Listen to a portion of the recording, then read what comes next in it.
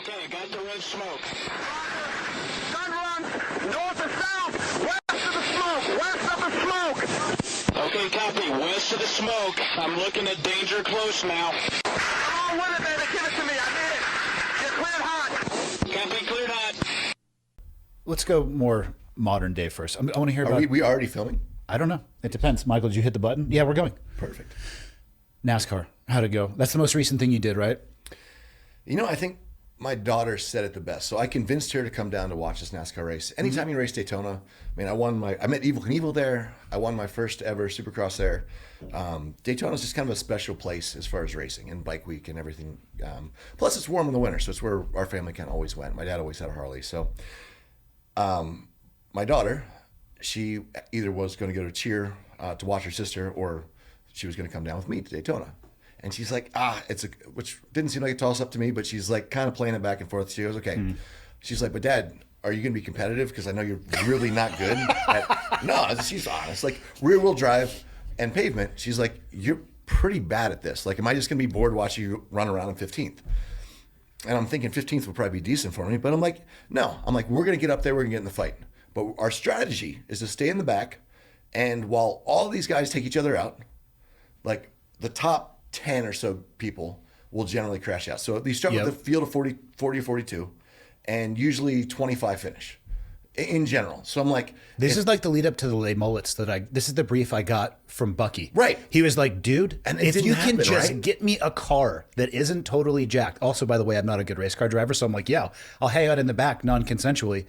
But you did great. Well, we'll get to that in a second. Here, let us finish this. But what you're describing, though, is the same thing. He was like, dude, he's like, we're going to start with a bunch of cars. He goes, last year, like 6 finished. Now, let's take one step back and say to stay on the lead lap at any event with the best drivers in the world is difficult. They are fighting, especially Daytona. Yeah. So Daytona, if you miss the draft, you're gone. And everyone at the back of that field is trying to get as few cars on that lead draft as possible. And the drafting is something that didn't fall into any motorcycle racing or any rally or anything I've ever done. So, and just for clarity, you're talking about tucking up behind somebody and getting a little pull behind them when you say drafting? So I had a 400-page brief before the Daytona 500. 400? 400 pages on where you could slow down cars, where you could draft to slow down your whole row. Because they're talking about, hey, we want to get our teammates up here. So how can I slow down this row? So you can slow down the person in front of you, which slows down the person in front of them by simply being off different sides. And different manufacturers actually draft slightly different. So if you're in a Ford, it's anyway. So this is well past the days of what people think it was just rednecks making left-hand turns, just banging into each other. Now, it's still rednecks making left-hand turns. And I tell you, they're really, really good at it. Like, really good. It's down. In every other sport that I go to, people say I'm over-competitive. It's like that Meet the Fockers. Like, it's just a game, Focker. Yeah. When I go to NASCAR, and this is we've already been on 5 tangents. I haven't got to my point, but I'm going to finish the story. So I go down on a team, Team USA. I've got basically Kyle Busch. He says, look, we can't beat this one rally driver. He's faster than us at everything.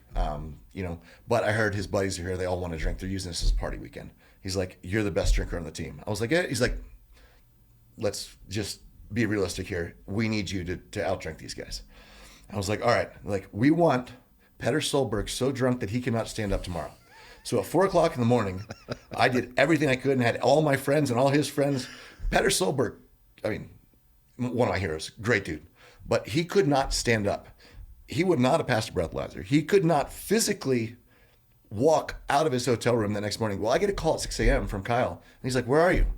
I'm like, I did my job. We're not supposed to be there till 9. He's like, get over here. So we get to the venue. He has every single of the different manufacturers race champions. So you got like 8 different teams. And he has all the data and the info from all the teams and all the transponders. He's negotiated his way in. This is just their fun event. This is even like for their job. So when cars come out, he knows which cars have been faster, which cars have been better split times, which cars have new tires, warm tires, cold tires. And as we're going, because he's in other cars and we kind of rotate through in the Team America, there's 4 of us. And we're standing in the spot to make sure that the good cars go to our team or our next teammate. And we have all this data and all this, and he's got it all figured out. So just mind you, this is for fun. So When you say competitive, that is what NASCAR is. So let me go back to this. My strategy is to sit back, but stay in the draft, which is extremely difficult, but stay out of trouble, which is also extremely difficult. I've got teammates, kind of. Tony Stewart, not on my team, but he's like, Smoke, greatest guy on earth. Like, salt of the earth, awesome dude. Anything that you hear about him, yeah, he's a competitive asshole, like all of my friends. But he has gone so far out of his way. He does so many charitable things. He does so many things to help people. And you never hear about any of this stuff because he doesn't care what other people think. He wants to race. He wants to win. He wants to be driving a car. And he's a good dude. So he goes, hey, I'll shake and bake with you. Well, Tony crashes out. Cletus McFarland, lap 7. He was my shake and bake partner. He crashes out. What happened there? He was talking a big game at his own race. Oh, lap 7? First off, I know that shit happens in these races, so I'm joking. I feel like we've gone on so many tangents here, but let's go. Cletus McFarland, ladies and gentlemen. Cletus McFarland enters a plane race and wins. He enters a jet boat race and gets second. Cletus McFarland is one of the most competent rednecks. Let's just say rednecks in general. Agreed. He can drive anything, and he can drive it very competitively. So he's also very competitive. So his teammate this past year came out, Hosever, and Hosever is one of the top NASCAR drivers. Doesn't make any friends on the track. He brings his friends to the races, as he says. Up and coming driving talent, 0 F's given. Just going for it, but an amazing talent. So in general, we have a bunch of people and. Live like Biff. Unfortunately, I know. Tragic. Horrible accident, plane crash. Yeah. Greg Biffle, another salted earth guy, someone that I looked up to my whole career. And I feel like this is just one big tangent. We haven't even got to the whole story that we started on. But we could do the whole episode as a tangent. Nobody knows where we're going. We don't even know. That's what I'm saying. All right. So long story long, everyone that meets this Cletus goes, dude, this guy, he can drive. Does he have the experience? No, but he's got his own NASCAR track in his backyard. Short track. It's not drafting and that kind of stuff. To an extent, a little bit of drafting. Great driver, great dude. Brought fun back to racing for me. Me as someone that everyone feels is living every day to the fullest in general. Like, even with Black Rifle, like, hey, just live the American dream. I'm the only one on Black Rifle not a veteran or didn't have served, but I'm like, hey, let's try to have the most fun as possible. Let's bring as many people around as we can. But again, different tangents. So you have Cletus McFarland. I kind of talked him up and got him bypassed a few rules, and we are in the race. We got him a good car. He outqualifies me. He outqualifies Stenhouse on our team. So he does. He's a student. I was like, all right, get through the gears, lock your elbows. Even if power steering goes, the entire field's separated by 0.3 of a second. So it's no mistakes. And he nails his lap. Absolutely perfect. Qualifies, 12th. I think I qualify 14th. Today's episode is brought to you by Black Rifle Coffee. Spring is a reset. Longer days, more visibility, no more hiding behind winter habits. Out with the excuses, in with discipline. Black Rifle Coffee didn't adopt grit when it became marketable. They were founded on it by veterans who understand that courage is consistency. It's showing up early. It's doing the reps no one sees. If you want simple and strong, start with Just Black. Whole bean if you run the grinder, ground if you keep it straightforward, pods if efficiency matters. No trendy flavor experiments, no sugar masking weak beans, just bold American roasted coffee that does its job every single morning. And if you want rotation without sacrificing backbone, the Supply Drop Variety Pack delivers. A lineup of pod roasts designed to keep you sharp while maintaining standards, different profiles, same mission. This isn't lifestyle branding, it's daily discipline in a cup. New season, new expectations, higher bar. You can grab Just Black or the Supply Drop Variety Pack on Amazon or go direct to blackriflecoffee.com and have it shipped straight to your door. Black Rifle Coffee, veteran founded, American roasted, stay deliberate, keep the standard high. We have this really similar cars, and restrictor plate racing isn't what the talent level you need for the other races. I'm a mid back of the pack NASCAR driver. I don't do pavement. Drafting, I don't really understand. But anyway, we were in there. So Cletus McFarland goes out, and I'm like, Cletus, drop to the back. I'm like, it acts differently when you're 2 wide, when you're 3 wide. Figure out what these drafts, how the poles work. It's just. Oh, because when he qualifies, he's out there by himself, isn't he? So he's never driven a truck in traffic. He qualifies Except for that day. And on lap 7, Cletus had the option, so he's 3 wide. It steps out. It stepped out for me. It stepped out for everybody. Within the first 10 laps, you're going to be in a draft in some way. And luckily, I was only 2 wide. And when it stepped out, full lock, snap back, and at 190 miles an hour, oh boy, as good of a driver as you think you are, when it snaps out, that's one thing. It snaps back so fast that it's really, really difficult not to clean everyone out.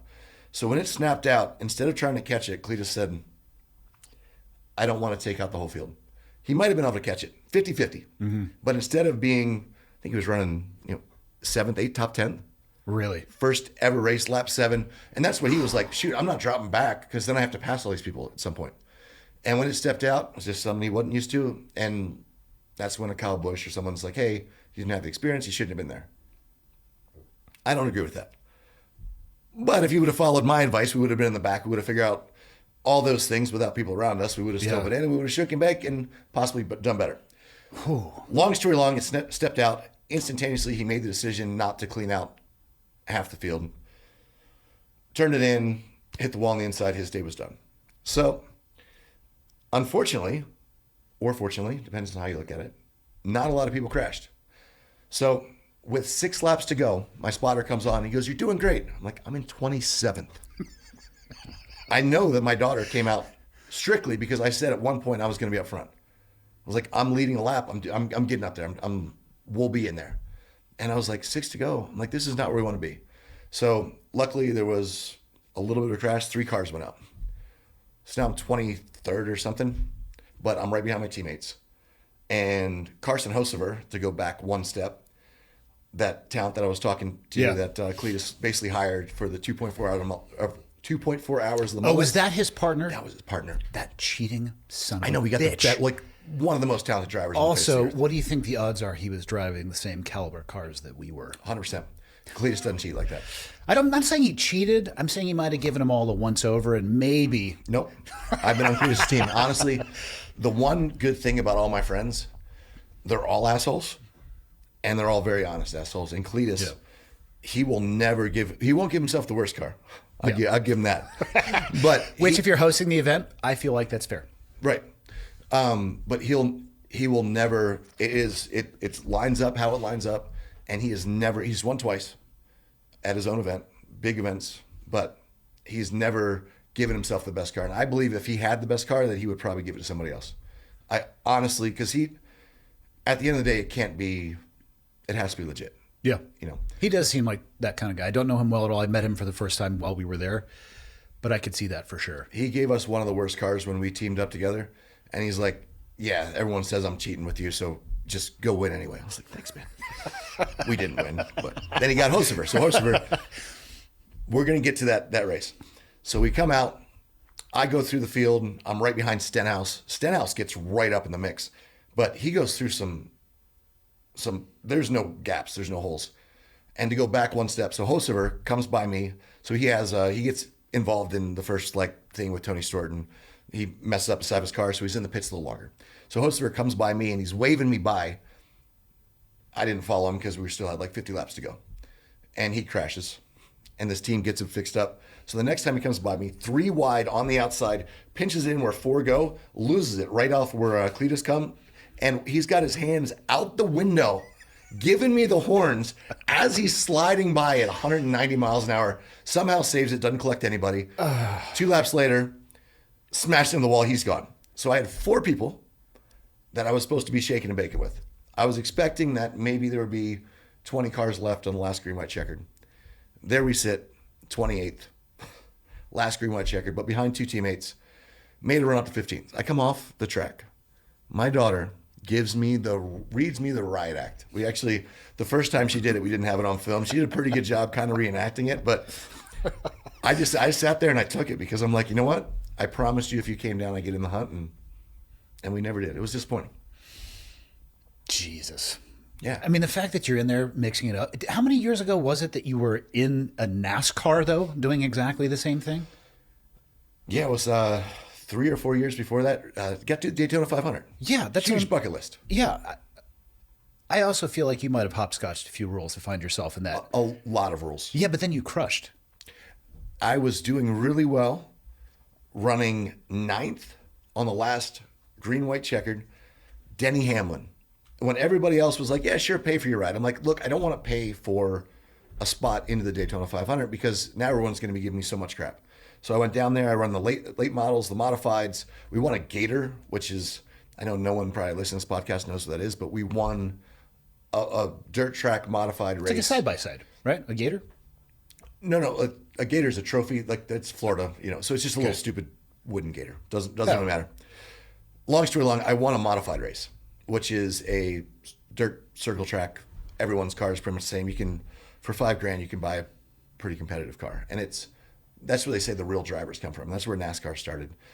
So we did pretty well. Learned a lot of respect there. Mm-hmm. Everyone's like, "Oh, you're a YouTuber." I'm like, "You guys forget I was a racer. I was motocross, supercross, rally car, like everything." I don't know a lot about pavement, but I know a lot about competition. So basically, came into that Daytona and raced the truck race.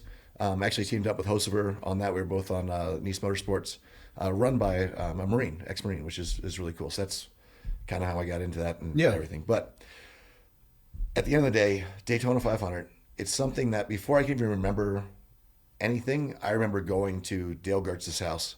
He's got it used to be dirt and then it was pavement. We raced go-karts all day long. We watched Daytona 500. It was a holiday for us. Like, it was, as far as family, as far as something like Motorheads, that was what I always wanted to be a part of. Oh, yeah, it's like Christmas for people who are into that stuff. It's bigger than Christmas. It's like the center of their universe. 1,000%. So my whole life, I actually started NASCAR only to get into that. I was like, talked to Jimmy Johnson, said, how do I get into running Daytona? He goes, dude, you have to do so much before you can do the Daytona 500. He goes, that you're probably going to get sidetracked to think you're actually going to be competitive, or maybe you will be, and be a NASCAR driver. And I did. Full sidetracked. Thought I could be there. 2 years in NASCAR. Spent, like, everyone's like, oh, you got paid. No. I paid every dime that I made until I realized that I had a wife and just had a kid my first year in NASCAR. And I thought, you know what? I'm not good enough to be a cup champion. So I need to go back to motorcycles and off-road where I can actually make a living for the family. Yeah. So I didn't quit NASCAR because it was boring, or quit because of whatever. I stopped doing it because I wasn't good enough to be where I wanted to be without sacrificing everything else in my life to maybe or maybe not get there. And there's something you said about comfort. Yeah. Earned or whatever. I was in a place where I got to travel the world with my best friends, my wife, and my kids, and I wasn't willing to give that up to see if I can figure out pavement. I 100% understand what you're saying. I have had so many ridiculous tangents down hobbies through my life. We know actually a tremendous amount of the same people and have been to a tremendous amount of the same places. Like, I was with Miles, taught me how to base jump. Yes. And then he was he's a cartoon character. I've had him on the show and he brought several rub balls. And I'm like, dude, you don't need any. And he just kept cracking them. I'm like, yeah, go for it. Go to town. And I'm like, Miles. I met him, God. I had been skydiving, and I remembered somebody from Skydive San Diego had been in Tahoe in the early years of, like, the free fly clowns. And I'm like, do you know Miles? She's like, I think so. And she throws me this old email address. So I hit him up out of the blue. And a week later, he hits me up. He's just like, screw it. I'll meet you in the parking lot at the bridge. So I show him. He pulls up in his truck. Wait, was that your first base jump? Yeah, it was like an hour after that. Yes. So I didn't know what to expect. And I just hand him a check. I'm like, what's it cost? I'm like, I'll send you the check. He's like, cool. He just comes saddling out of his, his blue truck. He's like, what's up, dude? I'm Miles, instantly into the cartoon character. I had seen him on videos. He's showing me videos of you jumping off. I think it was the high nose in Lauterbrunnen over the top of the gun range down below. Yes. He's like, this is the kind of stuff you can do. And then wingsuit stuff. I'm like, hey, man, we're in the parking lot of the Perrine Bridge. That all looks amazing to me, but I also would like to live through this entire week. He gives me a once over of the gear and he's like, you ready? And I'm like, sure. Throw the thing on. We walk out there. He's holding on to the pilot chute. He's like, there's the Evel Knievel's jump. Point your chest at it and go. I'm like, okay. I had a couple thousand skydives, so I knew how to fly a canopy, but... You let him hold the pilot chute, though. Yeah. quick tangent. My dad got up there. Miles and Eric Roner were holding his pilot chute. He goes, "Give me that expletive."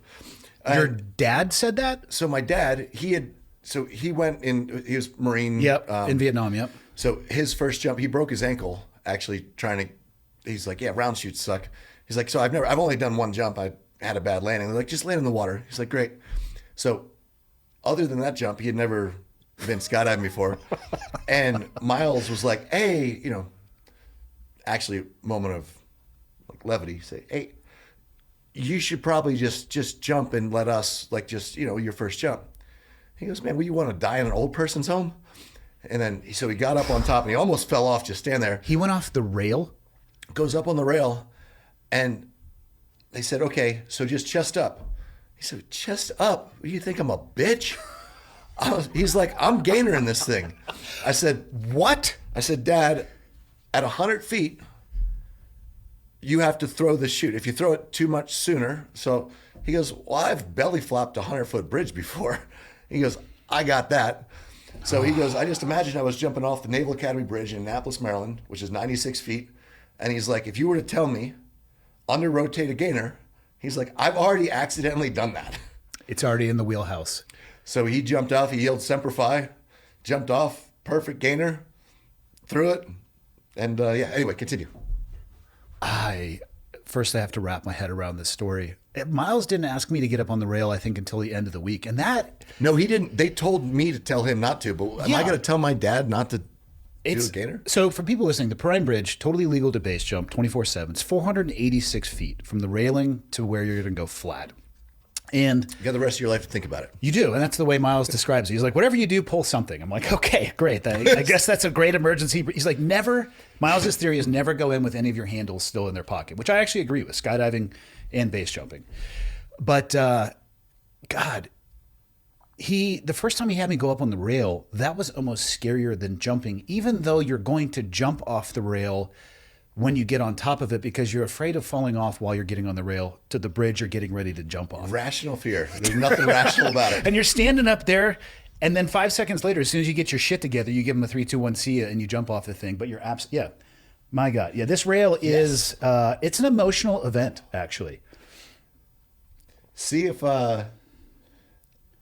you can pull. Oh, there we go. See, that's a gainer. That's no problem, right? That's not bad. See if you can pull up my dad's gainer off there. Is this you? No. This is Michael's just surfing YouTube. No, but I have gone down so many different things that I thought I was going to do. Like I was a skydiver and base jumper for a couple years. I'm like, I can't keep going down this path. I have to go back to something more sustainable. And then aviation was kind of the same thing. So I understand exactly what you're saying. I wasn't willing to devote what it may have taken to maybe get me to a place where I could have done it at that level to give everything else up.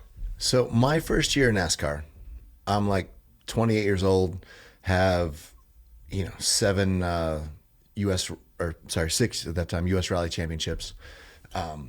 The option for me was, okay, not to say you've done it, like still a great competition. We had Ken Block, at Tanner Faust at the beginning of that stuff, and there's a lot of great drivers. But for the most part, in the U.S., if you're a great driver in any type of anything, you're going NASCAR or maybe IndyCar if you came from karting. Mm-hmm. So the option to kind of keep chasing the best to see how far I could go was move to Europe. Well, Subaru just pulled out of the WRC Championship, which is World Rally.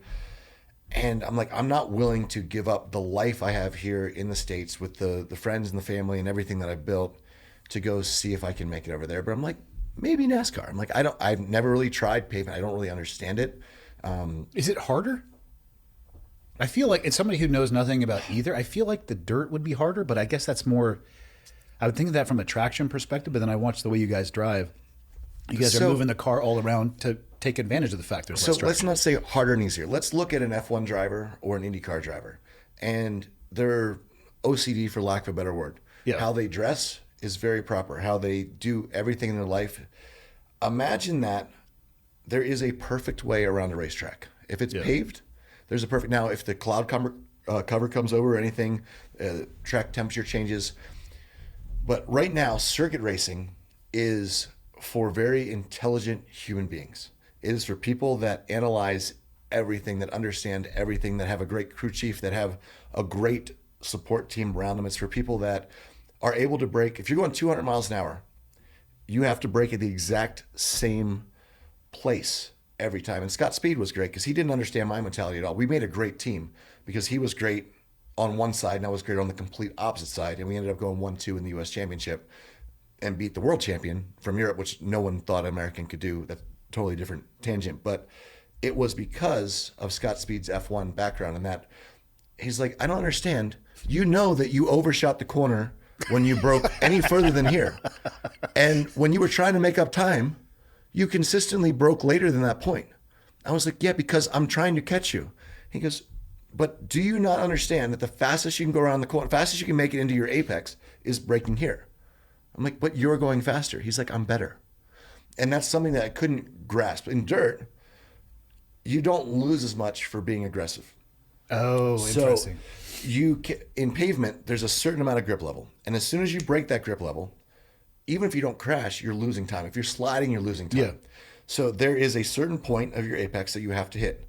And you get the most time by making that down the next straight. If you miss the apex by an inch, you're losing time because that corner on the exit is sharper. You're not getting that drive. And they can calculate, I mean, like we're talking precise measurements and very known quantities. So picture this. Rally is not nearly as close per se. There's a lot of different things that come involved, and you're going to have a lot of things because you get to do a recce, a reconnaissance, and that's multiple days before you go race those stages. So it could have snowed or rained or got drier or the line changed or whatever. And on a good stage, if I can make up 1/10 of a second on my teammate who has similar car, set up different but equal motor and that kind of stuff, 1/10 of a second is a big gain. So in 10 miles, if we're a second off, that means that someone absolutely flogged the other person. Exponentially magnify that when you talk about pavement. So what Scott Speed's saying is if you're more than a 1/2 of a second A 1/2? Okay. from your teammate, you are failing. You are not a race car driver. And that's what a lot of people, they're like, oh, I'm a great driver. I was 5 seconds off of so-and-so. You're not even in the same galaxy. No, that guy's at the drive-thru at McDonald's. But it's hard to explain. So at the end of the day, Scott Speed is working on this level that's so far above anything that I've ever really worked on. And he's like, look, you can only drive your car so fast. You can carry a dirt bike. On a dirt bike, you're the wedge, you're the suspension, you can't make up for the motor, but you can change so much stuff and the lines are changing. So it's how you find that traction. And I could shift up a gear if you have the guts to do it and wheelie into a set of whoops and make up 2 seconds a lap on a supercross track. It's not recommended. If you're making up 2 seconds on Eli Tomac, you're probably going to die here real soon, but or not die, sorry, lack of a better word, but you might actually. You might, but you're probably going to be. Your statistical likelihood is on an Elon Musk rocket ship headed for orbit. 100%. Yeah. But you can still do it. If you look at Carmichael, Stewart, the guys that they just start over jumping jumps. They're like, I'll get a 1/2 second by just, regardless of what my body does, I'm just going to jump this to flat. And I'm going to be strong enough to take it. And that changed the sport and all of that stuff. But you look at cars and they said, look, you have to talk to your crew chief. So you drive.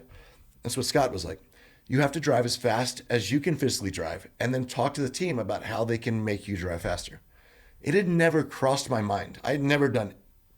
Dude, my dad was, I got whole shots at the beginning of the year in motocross and not halfway through the year. And he's like, why'd your starts go bad? And someone's like, well, his tire's bald. He's like, well, it's not flat. Handlebars are bent. It just come from that mentality of like, just ride it. Like, I don't understand what the problem is. So I based my life on just figure it out. Just make it work. Like, win. Yeah. Whatever it takes to win. And with a dirt bike, you can carry that. You can wheel. You can take risks. Yeah, totally.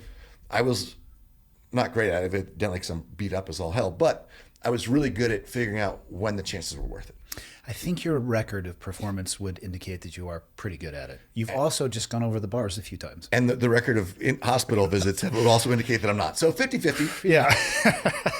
But at the end of the day, I've made a career being able to take risks that others were not willing to take. So with rally, my skill set is that if there's a 100-foot cliff on the right and there's an immovable tree on the left, I'm going to treat the cliff and the tree like a cone. And I'm going to say, can I go through this at the speed that I think? And the answer for me is either yes or no. Whereas you add a bigger cliff or a bigger tree or dust or conditions that impede your vision. And in rally, most people will back down. I realized a couple years ago that I'm getting old because Brandon Semenuk takes that exact same theory. He's a Red Bull Rampage champion since the time he was 15. He has no fear. And he's extremely intelligent. And he is very, very good. Just natural talent. And the work that he puts in is amazing. And I realized my skill set doesn't help when someone else is also willing to do all those things. So if you take all the top sim racers, most of them would be better than I am physically at driving a vehicle, but they generally can't take that and perform the same way or better under pressure.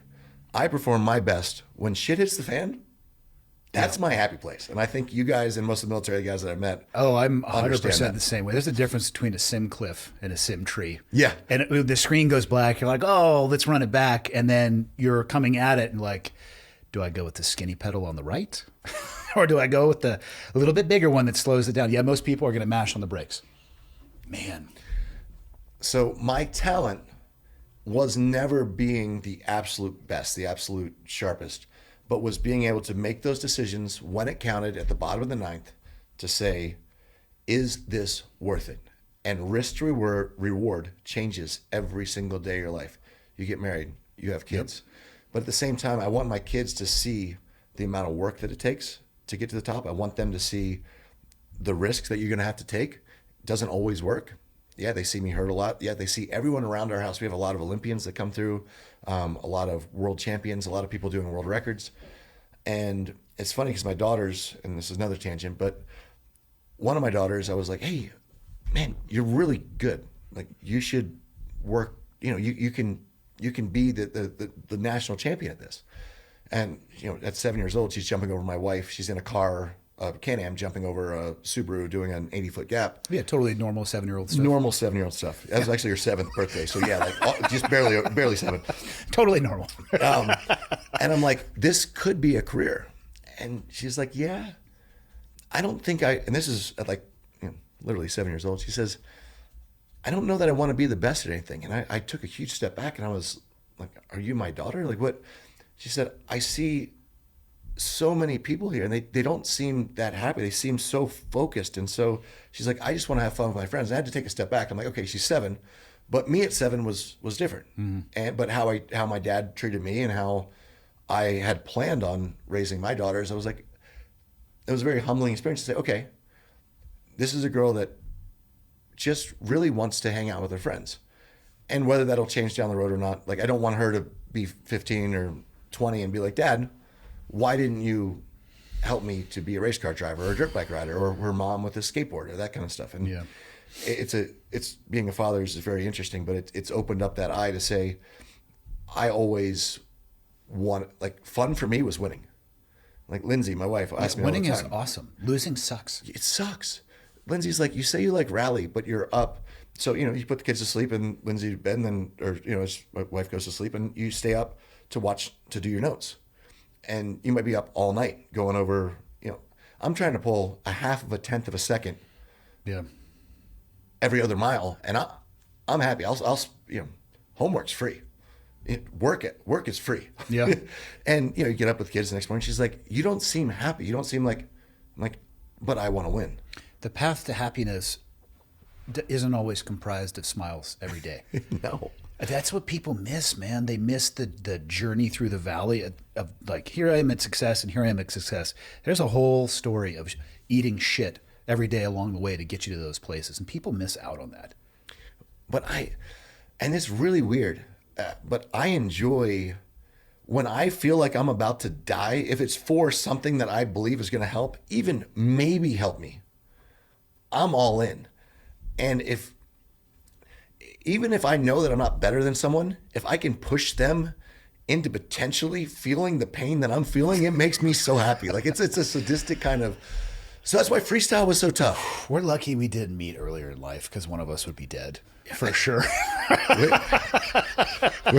Our mentality is, Like I took my entire family to Lauterbrunnen for a trip with Miles because I wanted him to see what I was doing, and I wanted him flying over them in wingsuits, jumping off of cliffs and landing next to him and high-fiving. And none of them want to do that, by the way, but they needed to see it, and I wanted to them to experience that. And the same thing, there's nothing that comes without risk, at least for me, that I've really cared that much about. The easy stuff is just that. And I might take a little bit of a left turn from that, but I was kind of the runt of the family. All right, so my uncle was quarterback for the Denver Broncos. All-American lacrosse, wrestling, went to the national championships without having a single point scored against him. My grandfather was Golden Glove boxer. My cousin, we call him Special Greg, walks on to the University of Maryland team after being an Army brat his whole life all over the world and never really playing football. And second year has a full scholarship to University of Maryland Division I. I got beat up a lot. I was definitely not the strongest. Yeah. Our family wasn't the smartest in general, but what we did was, sports. That was what everyone was more focused on. So the only way to outshine everyone was to jump off the higher bridge or do more flips. And I realized I was extremely durable through a family lineage idiots for a very long time. Interesting word you use there, durable. We'll pull up your x-ray here in a minute and we can talk about your durability. The fact that I'm still alive. I think has a lot of people who wear white coats scratching their head from time to time. Durability. Yeah. No, I get it, man. It's I have never been the best at anything either. I'm probably lucky to cruise at 70 to 80%, but I can outwork people. That's the only superpower that I have.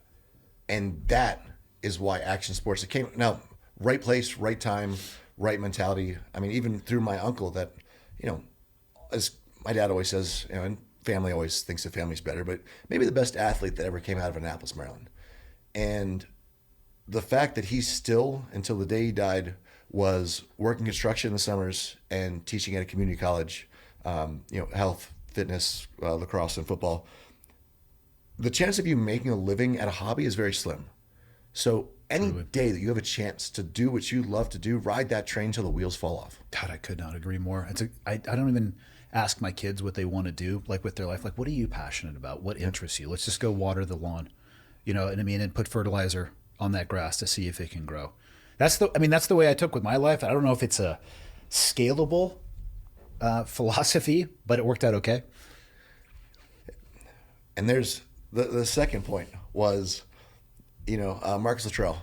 He told me I had the honor of doing a Race Across America or One Lap America, where we were stuck in a car. Never met Marcus before in my life. I called him out of the blue through the Black Rifle guys. I was like, "Hey, Subaru wants me to do this event. I got to be stuck in a car with someone for a week." I read this book called Lone Survivor. I'm like, is there any way you could reach out to Marcus? And everyone laughed. They're like, dude, you're not going to want to be stuck in a car with him for a week, and he won't do it. I don't know if you know Marcus. I do. Yeah. Marcus and I hit it all right. He shook my hand. We're about to get in the car for a week of driving, like literally 18 hours a day in a car. And he goes, hey, just want to let you know I'm not going to bail you out of jail. I was like, all right. He goes, because I'm going to be in there with you if we get there. I was like, man, we didn't go to jail for the record. That is good. But what he said was, if you're in hell with your friends, it's not hell, it's where you want to be. And I think I was very, very fortunate to come up with, most of my family was military. My dad was military. And when you got hurt, it wasn't like, oh my gosh, you were hurt. It's like, hey, suck it up, rub some dirt on it. And, when I was 11 years old, didn't even crash. I was doing a trick, which my parents weren't that excited about, but Loretta Lynn's, which is the national championship, the qualifier, did a heel clicker, landed sideways, and my foot slipped off the foot peg. And I broke my tibia, big dent in the femur, tore my ACL, my PCL, my LCL, my MCL. At 11? Bucket handle meniscus, which means the meniscus flopped over, and the kneecap was on the side of my knee. And the knee brace that was supposed to be holding it broke and stuck in between the tibia and the femur. God. Didn't even crash, pulled off. And I was bawling. I was 11. I was crying. And my dad comes over. He's like, you broken or you tore ligaments or break? I said, both. He kind of laughed. I was right, actually, by the way. And I was bawling. He said, man, I've seen someone get shot that cried less than you. Suck it up. And the whole lesson of that was, he's like, you're going to have pain and stuff. He goes, you got to be tougher. And my mom was also mad at him for, like, so mean. But they were always supportive of everything I wanted to do. And Dad never said go faster, never got mad at me for doing everything. But he was like, one, have respect, and two, don't be a sissy. And I think that mentality really helped me through action sports and helped me in life in general. Do you think you can teach that risk versus reward matrix to get to somebody, like using the cliff and tree analogy, like we're going to treat these as cones, and when everybody else is going to back off, if I feel like I have it, I'm going to smash the pedal? I think it was a lot of nurture in there and just being brought up. My dad was one of 9. You know, he had 5 brothers. They were all very tough. Yeah. They all worked construction. Everyone was together all the time. My grandma fixed lunch for all of us every day that we were home. It was family. It was a lot of that, a lot of support, but a lot of that be tough, just be a man of your word, be tough, be that kind of stuff. So I don't know that environment will exist for my kids, which is good and bad to a lot of things, but it has to come with it from within.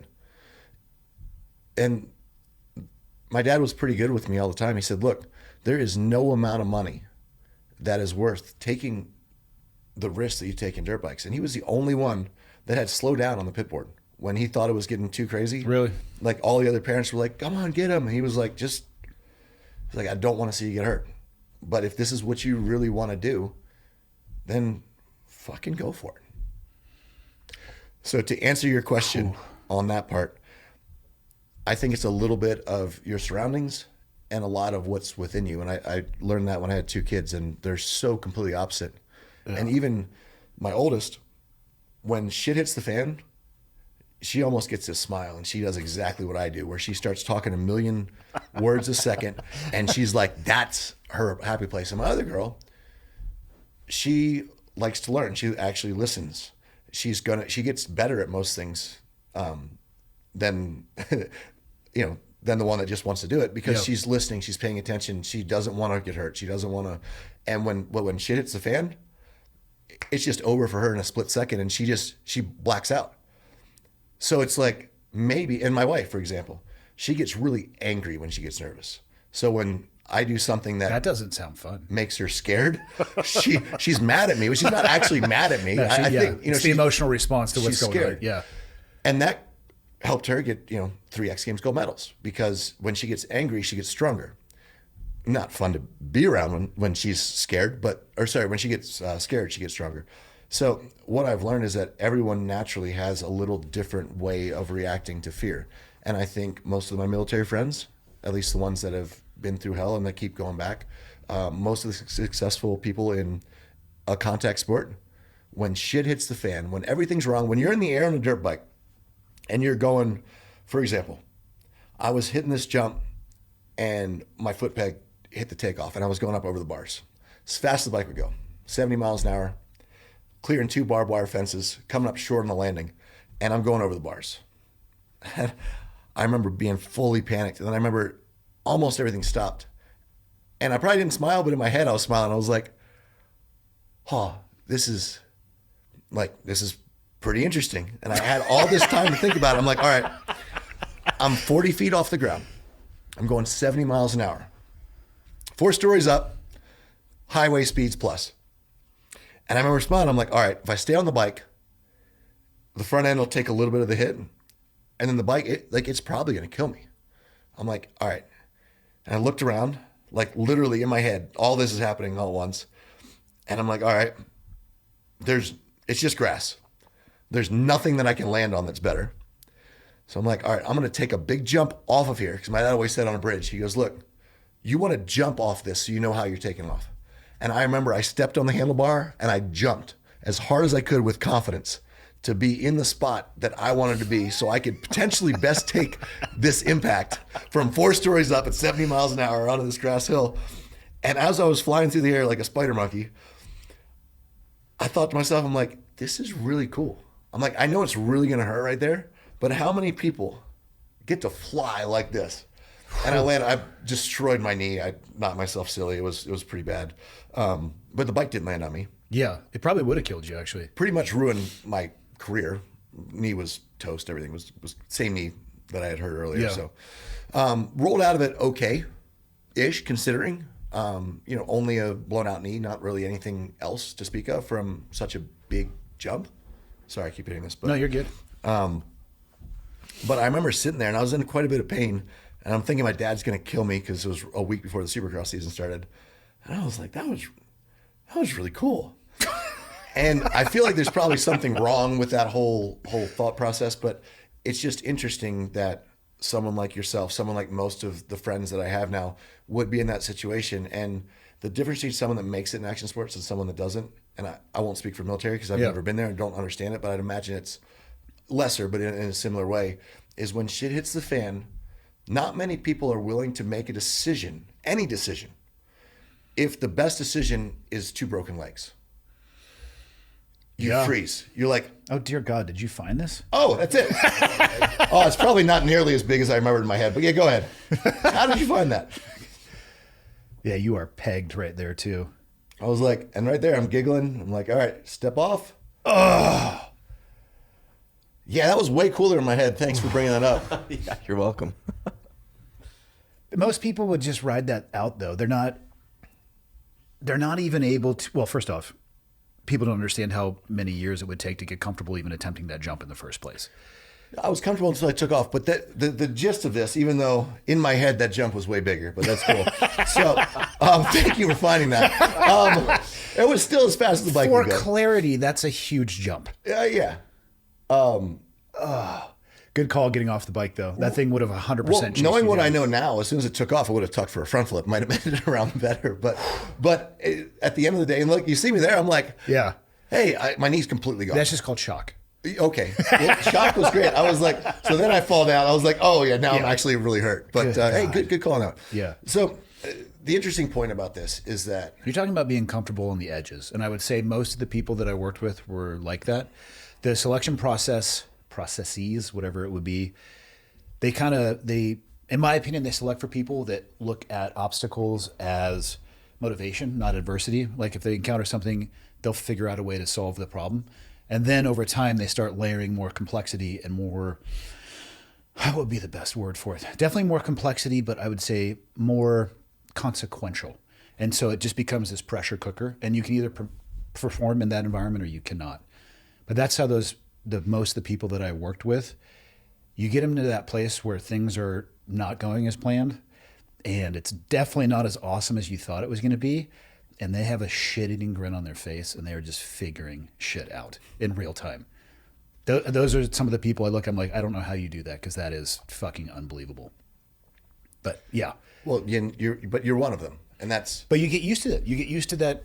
I don't know what to call it. The fringe, the leading edge of the knife, where most people don't even want to tightrope out there, and then you get so comfortable being out there that you're looking for ways to get out there on your own without external circumstances forcing you there.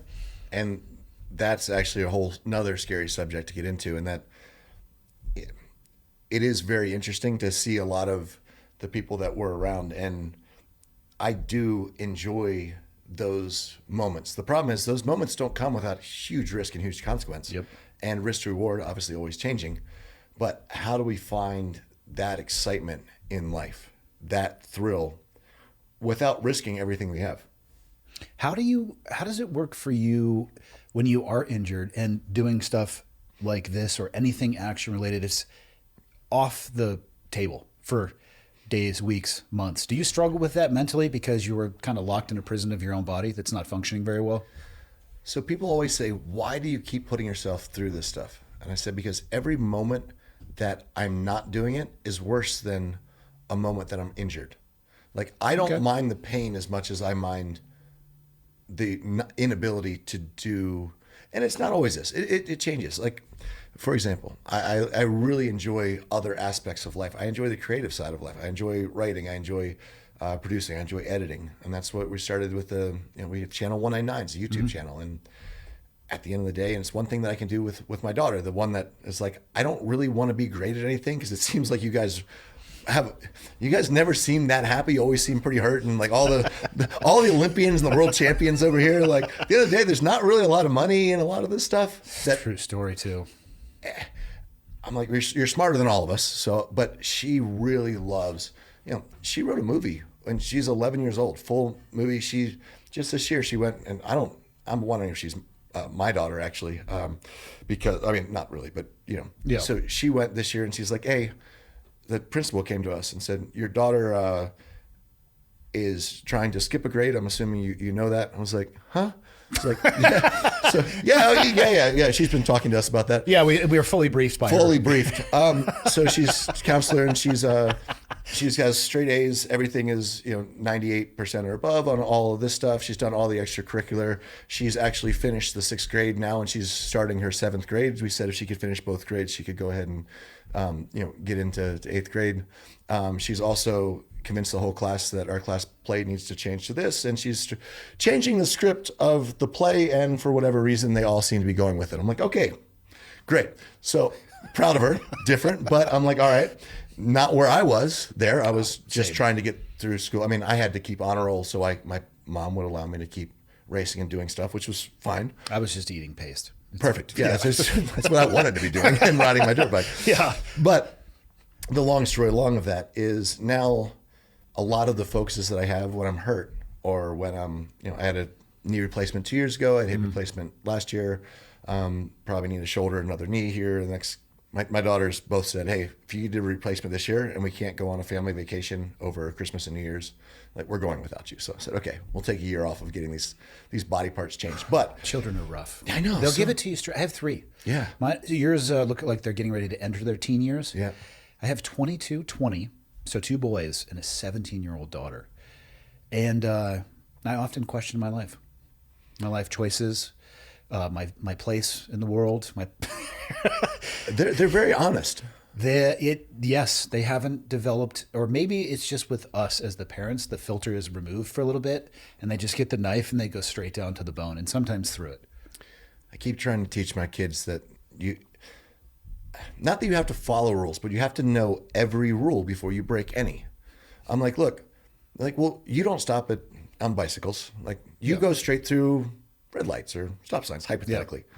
And I'm like, yes, but I understand the traffic pattern. I know where the car's coming from. I'm like, you better stop at each one until you understand. I'm like, which way is the traffic coming if these lights are on? Yeah. It doesn't matter, but just that matters. Obviously, you try to teach them to do what you wish you would have done, but we know from the time we were kids, we've always pushed those limits. And it's hard now being a place where I am, where we can go to pretty much any amusement ride or anything, and most of the people that are going to be working that stuff knows who I am. So from the time our kids were able to walk, there have been no rules as far as what height or age limits have been to do anything. My 9-year-old was in a Corvette Z06 with blocks on the pedals, going 0 to 60 just to see what her split time would be. It would be unreasonable for her not to. Right. It's just that just seems normal. So at the end of the day, right now, my goal when I'm not able to do this stuff, the stuff that, because maybe 2 to 3 times a year, I find myself on the edge. Yeah. I try to not make it more than that, because if you're doing that every day, I want to be around for my kids. I want to be walking and happy, and I don't want to get knee replacements all the time and break those and whatever's going on. But what I do enjoy is I enjoy writing. I enjoy movies. I enjoy making content. And as much as I'd hate to see my kids as YouTubers or that kind of stuff, anything that revolves around other people's liking them to be successful, I do want them to be able to edit and be able to make content and be able to tools understand. of the day, man. And just to understand, even this. Sorry to go back a step, but so my wife, she takes criticism a lot more harshly than I do, and someone kept writing her repetitively just mean stuff to her Instagram, and finally she took time. She took 2 days, wrote this really well thought out letter, nice, but back to this person. And the person's like, oh my gosh, I can't believe you actually replied to me. I've been a big fan for, and it kind of made me laugh, because that's what I was telling her. I'm like, look, there's always going to be people that are either jealous or they're whatever. I always take the people around me as my frame of reference. Yeah. If my dad calls me an idiot, I'm going to take a huge step back. He's pretty good about not saying it. I'm like, all right, what am I doing? What did I say? My mom, my wife, even my kids to an extent. People you know and trust. I know exactly where you're going with this. Yeah. But at the end of the day, they've kind of understood, and especially my older daughter, Addie, she understands that you have to know how to be liked to make that stuff work. But at the same time, you can't hold it. You got to just do what you think is the best that you can do. Each day you get up and try to be the best human that you can, doing the best that you can for the people and with the people that you love to be around.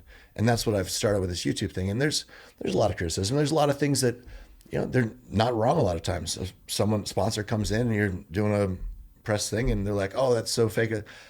And for the most part, I've been fortunate enough to work with really great sponsors and great brands. And it makes you think, you're like, maybe I shouldn't do an ad for this, even though it's also the ticket to entry, though, for somebody professionally working in that world. And I inherently think that people who see that stuff and actually complain about it would have no problem stepping into your shoes 1000%. and doing their ad themselves. It's a matter of being able, because, you have millions of followers, right? Some of those people are assholes. And most of them have not accomplished what you have in life, but yet they have criticism and critiques for you. And because my kids grew up, they don't remember a world without the internet. I graduated high school in 96. I distinctly remember the first computer class I was at in high school, and that I was in it for about a week before people started looking at titties on the screen. I'm like, oh, this is apparently what the Leisure internet Suit Larry, let's go. I was like, oh my God, I do remember that game. Michael, buy yourself Leisure Suit Larry for Christmas. That's your Christmas present. I'll get He's writing it down. But now that, all of my kids have experienced the, what would be the best way to describe it? The horrendous nature of being accessible to people in the world that they would never actually meet in real life. Because I was explaining to them. But who would never say that in real life? Exactly. Well, at least not Two-Face. And that's what I was explaining to them. The cyberbullying thing is pretty real. And, I was talking to Mike. They're asking, well, how'd you deal with this when you grew up? I started laughing. I'm like, well, I had the chance to say something to somebody at school, which immediately would probably terminate in physical consequences. I could try to find their phone number in the yellow pages and call them to see if their parents would let them on the phone, or I could write them a letter. So it was a different time. And now they live in a world where it's just ding, ding, ding, ding, ding, ding, ding, and you have to have these conversations with them. Not everybody's feedback is valid. And I actually don't know, Rogan says this a lot, and I appreciate his headspace on this. He doesn't know anybody in his life, and I bet this is true of you because it's true for me too, that is super happy and successful that is tearing people down on the internet. No. Never. Never anything but support and trying to help them along. It's the people who are on the other side of that coin that they probably are feeling or living with an immense amount of, I'll just call it pain broadly, and they have a tool now where they can kind of like put fishing hooks out at other people. And also to go a little bit off of that, so when I finished racing Supercross back in 2005, 2006, I was so burnt out. I didn't watch a Supercross race for a while. I came back watching when I had kids, and my friends that had kids, they would barbecue. The parents would generally barbecue and the kids would ride mini bikes. And it was great because electric. I always laughed at electric, but I'm like, shoot, even in a real small confined area at night, the kids can be on the electric bikes and electric four-wheelers, and it's not loud, and as long as there's no dust, it's no problem. And I realized that we started talking, and they were talking crap on this guy or this, and I was kind of laughing, and then you start jumping in, your Monday morning quarterback. Oh, if they'd only be in better shape, I knew nothing about these people. And I realized how easy it was to not be in their shoes and not understand what they're going through. You'll never know. Yeah. So I'll always have respect for anyone, no matter what. I don't know if you follow the motocross at all, but if you look at Deegan, for example, I battled his dad in freestyle and all this stuff, and he's a cocky shit, for lack of a better word, but he's made everyone want to watch the sport more. And he talks so much crap, and he backs it up. I'm like, it's not always going to happen. It's really, really difficult to be able to back up, especially when everyone on the starting line wants to take you down. Look at Conor McGregor. Same thing. 100. Massive shit hugger. MMA went through the roof in many countries, and you get to the place, though, where you're not king of the hill anymore. It's tough. And it's going to be, it's hard, but he's built up the entire sport. And Brian Deegan, Hayden's father, Brian, he built the sport of freestyle. I didn't know. I was just this kid that wanted to ride dirt bikes, and he was kind of like good versus evil and everything, and it helped up kind of everything to that. But I take a step back now, and I'm like, sports figures aren't real people. Like we are real people. We take it personally, but I had the privilege, I would say, of walking into one of my first Supercrosses, first ever world championship I did, Rose Bowl. and I was walking in through the gates, and I was walking behind a group of college age students, and I'm younger than them, 16 years old, just got my pro license. And I was walking in, and the people in front of me were like, "Oh, what do you think about Pastrana?" And I was like, "Oh, cool, this is me." And the guy's like, "Oh, dude, that freestyle kid, oh, what a punk. Dude, he's going to kill someone. I hope he crashes and kills himself before." And they're literally saying, they hope I die. And I was like really taken back. And I walked by, I kind of nodded. And the same guy that was like, "Man, that punk, he's never going to make it in the sport," and all this stuff. He was like, "Oh, Pastrana, can you sign my hat?" Did you draw a massive dong on it? I should have. And it took me a while to comprehend what had just happened. But by the end of the year, I kind of understood that a little bit, that they have people they like, people they don't like. They're either going to assume that you're the best in the world or you're the worst in the world. Everyone kind of runs this middle ground. There's no person that's that great. There's no person that's that bad. Even if they do really bad things, they're still, like, you look at the mob or whatever. I mean, just from the books and stuff you read on in the movies, they still were good people to certain people. They do bad things, but there's really no, I mean, and you might have a completely different picture of this being military, and you've seen really bad people. But in general, if someone's a celebrity, you might be brainwashed one way or the other. You might have a viewpoint that's completely opposite of another person. Doesn't really make it right or wrong. But in my experience, if you take a step back, these people are probably just trying their best. Yeah. So I have a general respect for everyone that's made it and know how much work it takes to get to the top. And also know that if someone really hates me, it's not because they hate me. They hate the image of me that they've been, that they understand. Or the idea of what they think you are. 100%. Whether it's based on reality or not, for sure. But it's not usually based on reality, which is fine, because my then interpretation of when I'm like, F that guy, I hope he, and I've got to laugh at myself. I'm like, man, I'm one of those Monday morning quarterbacks. We all are to some degree, for sure. How do we win the LeMullets this year? Because I heard we're running it back. But I think JT is going to be your partner, but me and Bucky are going to run it back again. All right, so I've already learned a ton. I wish he would have told me many of the things he told me before I went out there. So what was really good, and I mean this with all due respect, and let me Dude, tear it down. First off, I didn't know what the hell I was doing. Bucky was like, "Just get me a car that's not damaged." I'm like, "Sure." So this year, I was going on, there's 2 Black Rifle entries into LeMullets. They sponsored the event. They got 2 entrants. So Cletus McFarlane, who just awesome dude, redneck, wheelman, YouTuber. I always laughed at YouTubers until, like, he's got helicopter money, living his dream with his family, doing great stuff. I'm like, you know what? This guy is bringing fun back to racing. This is awesome. So with Black Rifle, we've got 2 cars, you and Bucky. And I was really looking to see who I could find. And I'm talking to F1 drivers, and I'm talking to everyone because I know that Cletus is coming in. Oh, he's coming in with hot. Carson Hocefer. Yeah, for sure. So Cletus is great. He'll keep the car together. And Carson's almost unbeatable. We got Greg Biffle that's going to be in there. Tony Stewart jumps in sometimes. I'm like, all right. So who can I get that's going to be a ringer that no one's going to know about? So I find John Buffum, winningest U.S. rally driver of all time.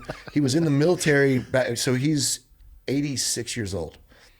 Now, back in 2006 was the last time he raced, and he was just going to go into this race because his son-in-law was winning second in the championship in the Canadian Rally Championship, and he needed a spacer. Well, his son-in-law crashed out the first stage, so John Buffum, at like 7 years old, goes out there and wins the event. Just off the bench. Off the bench, hadn't driven in 7 years. These guys... Holy cow. I mean, so, yeah, this guy is... He burns the candles from both ends and the center. He's, like I said, mid-80s, and he is the sharpest tool in the shed. I'm here for it. Military guy. Got like 2 weeks leave to go do the Monaco WRC when he was over there back in the 50s or 60s or whatever it was. So I've got this ringer that no one's going to know, that I'm like, oh, I'm going to let him run last. I'm like, I'll get him to the front. Buff him. I don't care how old he is. He's not letting a car go by him. He's a phenomenal street course guy. So 3 days before, his wife tells him, I really am not comfortable with you going down there. And John's like, yeah, I kind of got to keep her happy, so we'll talk maybe next year. So I'm like, Lindsay, my wife. Now, Lindsay is one of the best. If it doesn't have to do with shifting, she's great. She beat Matt Crafton, who was a 3-time NASCAR truck champion at a K1 race. Wow. Like, what's go-kart? Yeah. Electric. Still racing. My wife, at the time was like 115 pounds. So she had a little bit of advantage, but her lines, she's a good driver. I'm like, Lindsay, there's going to be a lot of carnage, a lot of chaos. I'm like, just keep it on the lead lap. If you can keep it on the lead lap, and by some miracle, she caused 2 crashes with the lead cars that were coming by, stayed on the lead lap. That's why you were so fired up when we did the swap out. You're like, you're on the lead lap. So I thought no way in hell my wife's staying on the lead lap, but you were right in front of her. So that's where I was like, no offense to this. I know, I was squarely in the back, not knowing what the hell I was doing, just like. But you can thank her for taking out the leader twice. I appreciate it. Yeah. So anyway, everyone kept on the lead lap. So now your car's good. My car's good, other than the back of it, because she had kind of run into a few people there. But the front's good. Yeah. And we had a really good shot. But we were pretty close to the back of the pack. So Bucky and I come through the pack. You guys were starting to chomp away at it, though. We were It was chomping interesting. away. I didn't realize, and this is the stuff that Bucky told me later. I didn't realize there's such an opportunity to rejoin the pack anytime that they do a caution. Because that's one of the things I noticed you guys were doing. Anytime there's a caution, it's like, boom, right on the bumper of the person, and then you're taking a run at them and going at people as they restart it. It's like, Bucky, you could have told me that before I went there. No, because he wanted the car in good condition. Oh, I wasn't going to be able to do it, but it's like, I wish I would have You known. did perfect. No, because the only 2 right front tires that were still perfect were yours, no offense. Yeah. I mean, in the nicest way possible. And Lindsay. Is that usually the first one to go, or? So people that are overdriving the car, Yeah. because it's a horseshoe, or so it's a kidney bean. Yep. So the main corners are lefts. Yep. So you and Lindsay were driving right on the inside, not squealing the wheels too much. We had the 2 best cars, but Bucky and I are coming through the pack. Bucky's right in front of me. He rolls it, double kickflip. It was impressive. Sorry about that. He was really impressive. I was giggling a little bit. Yeah. I don't even know how he did it. He got side checked into the tires. Just after the Had help. chicanes, you can see it. The guy just lifts up the right rear section of his car and just shoves him into the tires, which didn't move, and just. So I get up to 3rd place, got this great car, and I'm like, oh, this is awesome. And then I looked, and 1st place is, at the time, Greg Biffle, and 2nd place is Carson Hocever. And I'm like, well, this is as far as we're moving. So it was a good race, though. But hey, so this year, I've got Matt Best is going as my teammate. Sweet. So I'm going to put Matt first. Mm-hmm. I'm sure Bucky will do the same with me as well. We'll probably just run it back the same way. But you couldn't have done better. Now, if you could move up a couple spots. Yeah. Because the fewer people so Bucky is an amazing road car driver. Most people don't know. I mean, Bucky got 3rd so he won X Games on skate and took a bronze in rally car. In the same year. Beat me, beat Ken Block, beat Tanner Faust, and he was focusing on skate and winning the gold there, which was his main day job. Mm-hmm. So Bucky is a very, very good driver. Very good on pavement, especially. Not as good on the dirt. No disrespect. Well, maybe I'm really bad on pavement, but either way. So Bucky and I were kind of working together on that one. I think we'll do that again this year. So if you do the same thing, but maybe like 5 spots up, I don't know that we're going to get by Hocever though. It could be my job to just run into him as hard as possible. Let the other team win. Now I like it. Or vice versa. Maybe we just tag team like that. And now by that I mean I'm not going to catch him. I'll wait until he catches me, and then we'll have an accident. Yeah. Well, if we share like last year it was 2 cars. I don't know what it is this year, but I think it's 2 cars too. The comm stuff you guys had, were you able to talk to her in real time as she was going around? So it's kind of cheating, but there's no it's kind of a gray area. Okay. So yeah, in theory, okay, maybe. No, I mean I don't think we should all be. So you guys were not by any stretch the only people utilizing that. Yes, I was on comms with 2 other cars. Okay. Yeah, that would have again when we swapped out and Bucky was like, "Oh yeah, next time do this." I'm like, "Dude, tell me that before I go out there. I will follow instructions." So we had some of the guys from Delta had come out, and there was the Army unit or the airlines. The unit. Okay. So, sorry, I just got. You got to make sure. I got to make sure. I flew in on Delta this morning. Oh my gosh! All right, so thank you. Step back there. Yes. So the unit. Yeah. The CAG boys, as they're called now. So they came out, and all athletic, obviously, but there was one guy that I was very surprised had never done a backflip, even on a trampoline or dive board. Did not look like your typical Delta guy. And he's like, all right, what do I have to do? I'm going to backflip a dirt bike. I was like, you never backflipped anything. He's like, no. I'm like, have you ridden a dirt bike? He's like, I mean, I've ridden. I'm like, when's the last time you rode? He's like, I was like 12. I was like, all right. I'm like, look, I'm not going to be that guy, but I don't think this is really what. So he's like, how do I do a backflip on a trampoline? So the first time, like he wasn't even good at bouncing on the trampoline, and he committed straight. He landed straight on his head, but he had full commitment. I'm like, all right, you didn't respect look that. over your shoulder. You fully like, yeah. I was like, good enough. I'm not going to make you do it on a trampoline again because this might get hurt before. Second try, perfect to the wheels. Every single member of the unit landed a backflip within their first 2 tries. Yeah, we follow instructions. They blocked out everything that didn't matter, all the fear, all that. They said, okay, are you telling me something that is accurate? Mm-hmm. If I believe that, I'm going to do it exactly as you say, exactly at the time that you say. I've never experienced that before. I've never experienced a group of maybe one person I've never experienced an entire group that could simply block out any kind of fear. There's usually, you have your people that are simple and in the nicest way possible. Most of my friends and myself included, that we can just block out the fear and you're like, okay, I'll just do this. But you have a baseline of how this works. So to come into something that you don't understand and be able to process and think through it takes a level of intelligence that's off the charts and a level of fear management that I've never, and you could say that I'm going too far into this, but we've had probably, I would say no less than 8,000 people, maybe over 10,000 people that have come to the house and learned backflips. Mm-hmm. I can count on fingers and toes how many people have landed a backflip into the foam pit their first try, whether riders or whether anything. There was half of the Delta unit that did that. So you got to think about this to get to that level. So I was on the Navy version of that unit, and I'm very familiar with those guys and their pipeline and their capabilities. They're fantastic. Some of my favorite people. To get to that level, your life becomes, they have so many things that they're expected to do, and you'll usually do it in weeks, like a chunk of 1 week for this. And then you're like, shit, we got to maintain our currency in this. And so 2 weeks. And so what they do is you fly in the best in the world at fill in the blank, and they show you how they do what they do. And you get to this place where you have the realization that the best way to actually learn and to show respect to a coach is to do exactly what they tell you to do and nothing more. That's how people can accelerate their learning. I started doing jiu-jitsu years ago, and wait, step back. Yeah. Every single person, like jiu-jitsu, you believe it? Like, I have no idea about all everyone does jiu-jitsu. That everyone that I look up to now in Dove doesn't.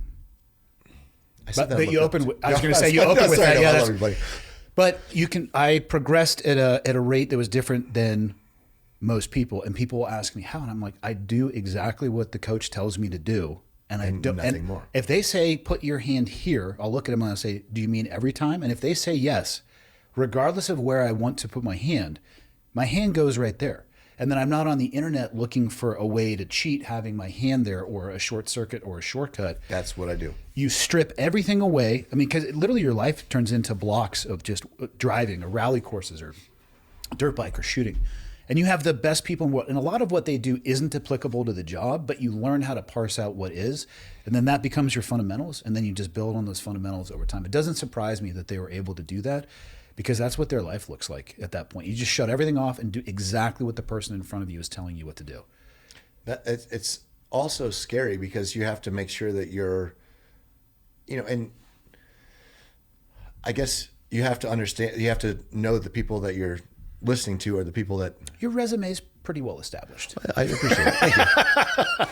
And again, the people, so in the shooting world, you're talking about like IPSC, 3-gun, multiple time, like grandmasters and world champions. When the dude shows up, the resume can be put to the side because it's like, here's the last 30 years of him crushing everybody. Yeah. And when that guy says like, hey, this is how I hold a gun, I don't know, maybe just do exactly how he holds the gun. Maybe that won't work based off the gear you're wearing or whatever it is. But if you can take those fundamentals and principles, you blow people out of the water. The whole job is about your ability to learn and solve problems. That's actually what it comes down to. And I think the training pipeline on both of those pathways, Navy side or Army side, it looks for those people that are willing to do that and can kind of get out of their own way. That's no ego. Just there's plenty of ego there, but they can turn it off for a little bit while they're learning. Well, they understand what it takes to get there. No, and yeah. To be fair, so I'm going to take a step back on this too. So I've been honored, blessed, fortunate to work with a lot of really cool people that are a lot of athletes, a lot of Olympians, and since so my dad had always done just a dinner, whatever he could for Walter Reed, and we started doing it bigger and bigger as we, a lot of them missing limbs, missing stuff, and a lot of those were actually motorcycle crashes actually that end up at there. So we're only like 16 miles from Walter Reed Hospital. So we brought in Tim Montana and some music guys and whatever, and then Black Rifle started being a part of it and allowing us to kind of help more and more veterans through the year and in different times of the year. And Black Rifle kind of uses, we call it Pastrana land, just my backyard basically. We've got motorcycles and Can-Ams and four-wheelers and shooting range and pretty much whatever you could want to do as far as rednecks are concerned. And they say, look, so they bring over, people like we were just talking about. And they say, look, we can't film anything today. Nothing gets filmed. Like, give them a good show, bring Street Bike Tommy over to barbecue for them, shoot the shit. And this is just kind of and BRCC has given me, which is really, really cool, like kind of carte blanche on whatever this costs, whatever vehicles are destroyed. Hubert doesn't like it as much, our mechanic. Dude, and even just... We can break some stuff.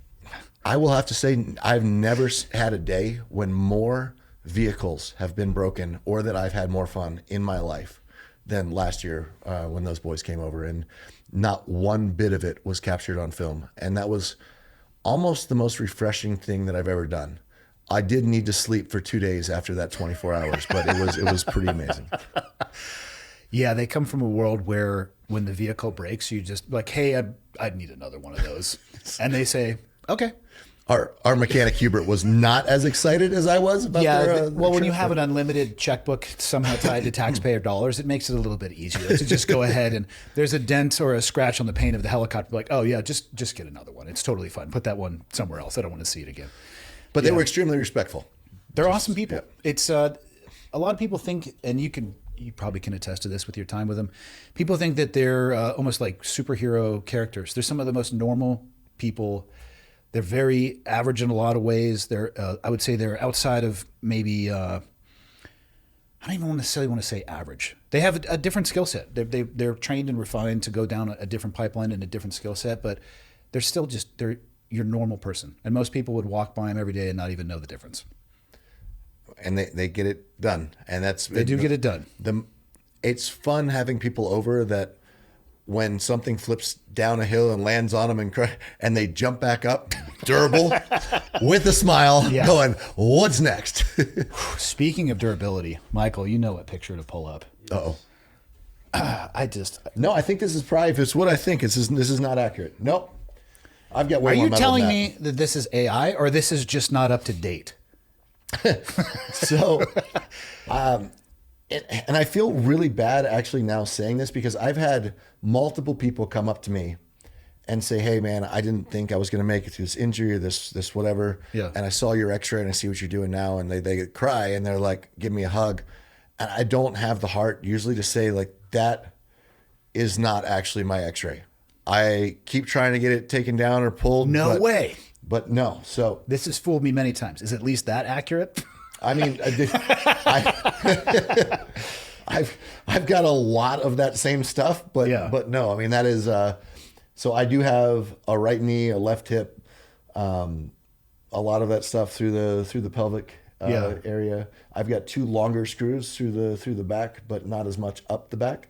Do you have any idea whose body this actually is? I feel bad for him. Someone that got hit really hard by something. I mean, God, if this isn't you, I want to know what this person does for a living. Like, did you get run over by a steamroller? This had to be one accident. Or it's total BS and somebody just made this. And how did this catch? When did you first see this? So probably about 2 years ago, it started showing up. But the bad part is now I've had a lot of people that I know that have like reposted it. Guys like Ryan Sheckler. And I'm like, I don't Your own homies are spreading the rumors? I mentioned it once on a podcast, and then I talked to a few of my buddies, and now I'm like, I get it so often where people come to me and they're like, literally give me a hug. And like, I saw the x-ray and it gave me the motivation I needed. So I almost feel bad even saying no to this now, but like, I'm not a liar, but yeah, that person, I feel horrible for that person. But I mean, I've got my left collarbone is definitely has a longer. So let's do this. We'll do the compare and contrast. Walk us, Michael, go to the lower body, pick whatever foot you want to, and let's just do a once around lap of your body and explain to me all the learning points that you've had. Can you go down to the feet? Because that's no, can't go down to the feet. All right. So my left leg looks similar to that. I don't have a knee replacement in the left leg, but I've had 11 operations on my left knee, mostly because I tore my ACL when I was 10, which was before you could have. So had an Andrews procedure and all kinds of stuff there. Got a knee replacement on my right knee, so that would be fairly accurate there. Left hip, I do have a hip replacement there, so that's fairly accurate. Luckily, femurs, like I've had multiple tibia plateau fractures and everything, but all that metal's out. Back, the pelvis looks fairly similar to that. My right foot, though, and left ankle are pretty full of metal at the moment. My right foot, I had 40 fractures over 7 bones, but the doctor said it was basically dust. So, as in, that's what was left of the bones? That's the bones just all kind of crumbled together. My foot was down, the bike landed on top of it. And it was funny because my dad always said, he goes, dude, you laid there like a little sissy at one of my crashes. And he goes, how you feeling? I was like, I'm okay. He's like, well, take this as a good example. When you hit the ground really, really hard, your body goes into, not shock, but that like, it always sucks. And you don't know you're broken until you stand up. And if you're broken, you fall back down. And so the time I had 40 fractures through my foot, it was at X Games, and I stood up and I actually felt the crumbling of the foot, and I fell back down, and I kind of smiled. Thanks, at least Dad. in my head, I was like, he was right. You can always get back up. So anyway, going up, my left wrist has a lot more than that guy. So I'm assuming this guy's face forward. So yeah. Hard to say on an X-ray which way he's facing. Yeah. We'll just do it as we're looking at it. No, that's left over there because that's the L. So left, I got basically that guy's right is my left, but my right's pretty good. My right elbow, which would be that, is fairly similar. I had my first surgery on that. Right collarbone is actually pretty good. I had a labrum surgery on that. My left collarbone has a lot more stuff than that guy. My whole back is actually pretty good. I've got just one fused vertebrae down really low where you see that guy's there, but I've got none of whatever he's got in his neck. So to be fair, it's not far off, but it's now I'm on a lifelong mission to figure out who this person is and what they do, and how have we never heard of this person? It has to be military. I don't know. And someone worth saving, mind you. Honestly, if it was the military, especially the last 20 years, being that damaged, most of the stuff is explosive and ballistic in nature. So the entire body probably wouldn't remain. That makes sense. You know what I mean? So it would be tough. This person at least looks like they have all of the skeletal and muscular system still intact, but good God. How do you, there's another aspect of this that doesn't show up in x-rays, and that's obviously, I know you have some family history of concussions from your close family, but also yourself at 30 plus concussions at this point. You worry about that stuff at all? Because that's one of the lingering things that I worry about, because it doesn't show up on an x-ray. Some days you can feel it more than others, but you can feel that there's a difference, and I don't know what the long-term consequences and effects of that are. So my Uncle Alan actually he was quarterback for Denver Broncos for 2 years, got knocked out by Hightower from Police Academy, if you've ever seen that movie way back when. There's actually a rule in the NFL, Pastrana rule. It was before the quarterbacks weren't allowed to call timeout, and they were, on like the 10-yard line with less than a minute to go, and the time ran out because, he was unconscious and couldn't call timeout. So now the coach and people are allowed to call it. But it changed his whole personality, evidently. I didn't meet him before, and that was 71, 72, something like that. So I was born in 83. But my dad was always very adamant. He's like, look, no amount of money is worth having a personality change. Now, not my Uncle Alan. He was the most sensitive, caring, loving, like focused human in the world after this. But they said, before that, he was a little meaner, a little tougher, a little less emotional. So complete change in personality from concussions, or maybe one big concussion. I'm not really sure. Didn't know him before that. But at the end of the day, I was very fortunate to go down through boot campaign, through Morgan Luttrell, Marcus Luttrell's brother, and went down to see Dr. Hart. They took 3 of the Nitro Circus crew that had us that had the most concussions, and went down through it. And what was the most fascinating part through the whole thing was that there's not really a template for what a human body can take, and every human is very, very different. So Dr. Hart said, think about your family history and think about, for example, anyone that's made it in a contact sport, chances are is predispositioned to be able to take a hit. And he's like, I have patients that have had 50 plus bad concussions, minutes unconscious, that are still at 7 years old, the sharpest humans you ever met. And I've had people that one concussion, not even fully unconscious, changed their whole personality. So that in and of itself is wild. The diversity between people and the outcome from that. So he goes, look, so he's kind of the one that sets for U.S. government, like, oh, you're supposed to take X amount of time off. Mm-hmm. He's like, I've had people that could be knocked out for 15 minutes that I would approve to go back out there and get right back in competition. And I've had people that after a mild concussion, I would not approve after a year. So he goes, we have to set guidelines on it. And he goes, the guidelines are to save the athletes from themselves. Because every athlete, and I've done this before where there's video of me saying, no, I'm perfectly fine. I'm good. I don't remember racing that race. I don't remember racing the next race. What happened? Oh yeah, I crashed a dirt bike, obviously, because that's what, it's just your mind goes to that.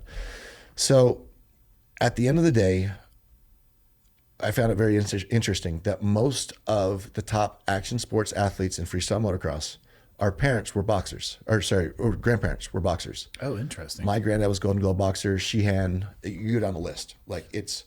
So not only did we become successful in action sports, but we have a lineage of concussed people. So maybe that's just nurture over nature, but maybe it's because when we hit our heads, we can come back without losing that. So there was nothing on any of the MRIs and any of the CAT scans, anything that would indicate that I have any kind of CTE or long-term effects, but something that was extremely interesting. Again, thanks to Black Rifle and the military contacts, we did a blood test. And they said, hey, you're really low in cholesterol. And I was like, okay. So they said, oh, you have taken a lot of hits to the head. And I was like, what? Cholesterol? They said, oh yeah, all the breachers are. So I assume you know what a breacher is. So you have Matt Best and that kind of stuff. So anyone that fires a lot of rounds of whatever high explosives or... Yeah, most of the time it's exposure to make an entry. Yeah. Well, for breachers, yeah. Yeah, for breachers, yeah. But they can tell through how high or low your cholesterol is. And it's funny. So fish oil, cholesterol, that kind of stuff, all the stuff that they said keep low. Now there's a certain level of it that, you have heart attacks and there's a different side. Yeah. But what's been really interesting is long-term, they found that most of the people that have Alzheimer's and that kind of stuff are low in certain types of cholesterol or whatever it is. I need to do a little bit more research on this. Yeah, it's an interesting metric to track. But it's something that hasn't really come out. So it's been really cool to see all of the military and the studies that are being done on concussions and injuries and that kind of stuff is now funneling into sports and hopefully funneling into what the rest of the world is going to know and understand. Sorry, I keep hitting this. No, that doesn't matter. But yeah, so what the rest of the world knows and understands about concussion protocol. And you guys have been leading that charge. Now we're paying for all of our stuff, but to be able to have access to the best doctors and that kind of stuff has been extremely helpful. So it's helped us in action sports understand what we need to really pull back as far as our guys. Like Aaron Wheels Fotherham is a good example. Spina bifida, he knows no limits. He's in a wheelchair doing these huge jumps, and we've had to pull him a few times for Nitro Circus and even pulled him on a few tours. And that's really hard for us to do to a friend but he has a lot of times where he hits his head. He's in a wheelchair. So if it goes wrong, he just gets kind of shit whipped to the ground. I was going to say he takes a whipper. And he's always that guy that's, he's durable, he's strong. He's been told his whole life that he can't do stuff. He's like, I can do it. I'm like, I know you can. And physically, you'll go back out there, even if you don't remember doing it, and you'll probably land this. But what was interesting, the doctor said that action sports, especially dirt bikes, you have very low chance of CTE long term, because if you hit your head hard enough that you have a concussion, chances are you break something too. So he goes, the problem is going to be your airbags and your resi ramps and all the stuff that you're doing to make it safer for your body is actually where you have more repetitive injury. So highest rate of CTE is female soccer. What? Percentage wise, not the highest number total. Yeah, no, I but get the what you're saying. Yeah, percentage. And it's from headbutting the ball. They headbutt in the same spot and genetically not as generationally predispositioned to take the hits. And the doctor was clear. He's like, it's not a sexist. It's just like, if you look at this is just generation after generation, guys have taken more hits. Now, there are many girls that are much tougher physically and emotionally and everything than the guys are. But in general, that is just something that's been coming on. They said, look, you can't take the same hit. It's guaranteed brain damage. If you hit your head hard enough and it doesn't recover and you hit it again in the same spot, that's brain damage. Now, go to a different thing. So back many years ago, I got to do a blood test and everything. And so Red Bull took us and went through physical, emotional testing with all their athletes. And they use military as well. And they do a lot of military stuff for SEALs, and especially, I don't know if you've ever been through their stuff out west in California. But they go, okay, there was this one test that was an hour long. It was an easy test, but it was a reaction time test. So they said, go as fast as you can. And you have 4 different pictures. Every time, if you take longer than a second to hit the pictures, 3 orange giraffes and a green giraffe, 3 cars and a truck, really basic. And you hit the screen. And every time you hit the screen, a new set pops up. So if you could do 3 a second if you're super fast. For an hour? So, or if you miss 3 times, you pick the wrong thing. So I made the hour. My reaction time got better. It was the best in the last 10 minutes of any of the 10 minutes. And they said, okay, I had 2 misses. So got lucky, didn't have 3 misses. But they said, we've had 2 other people that made it an hour. And so we looked at their head scans and yours shows similar. We want you to do it again. I made it through the second hour. And my fastest time was from 40 to 50 minutes in hour 2. Best reaction time without missing 3. So interestingly, like we don't have brain scans of you before this, but most people operate 100% in their center lobe for whatever. They said you have 3 main brain areas that operate. Now, maybe you had a really bad concussion. I was in like physically induced coma basically when I was 11 years old after my 3rd concussion that year. Broke my pelvis, don't remember a month of my life. You know, one of those moments where mom and dad are like, are you sure this is really what you want to do? Because for sure, you know, this things aren't going well right now. You keep landing on your head, kid. So maybe that has something to do with it. They're like, we don't have brain scans of you before, but what was interesting was the 2 other people before you that made it all the way through with, you know, to the end of the hour that had decent reaction times, whatever, that didn't miss the 3 things. One was a retired boxer and the other was a retired hockey player. Jesus. They both had more concussions than anyone else. And so the hockey player had 4 main areas. The boxer had 3. They said it's very rare for anyone to have like more than 1 main, like when they hook up to electrodes and stuff. It could all be BS, could all be whatever. But it was really interesting to know that they're like, there's something to this, that maybe the injuries that you've had have helped you to be able to spread this weight throughout your brain. I was just thinking that, and then thinking, I don't know if I should say that because I don't know if people would take that as advice to go smash. No. That's exactly where my thought went, though. I'm like, wow, I wonder if there's no knowledge on what our brain scans were before, if this was normal, if this was not normal, or if that was concussion related. Yeah, they were just like, hey, fun fact.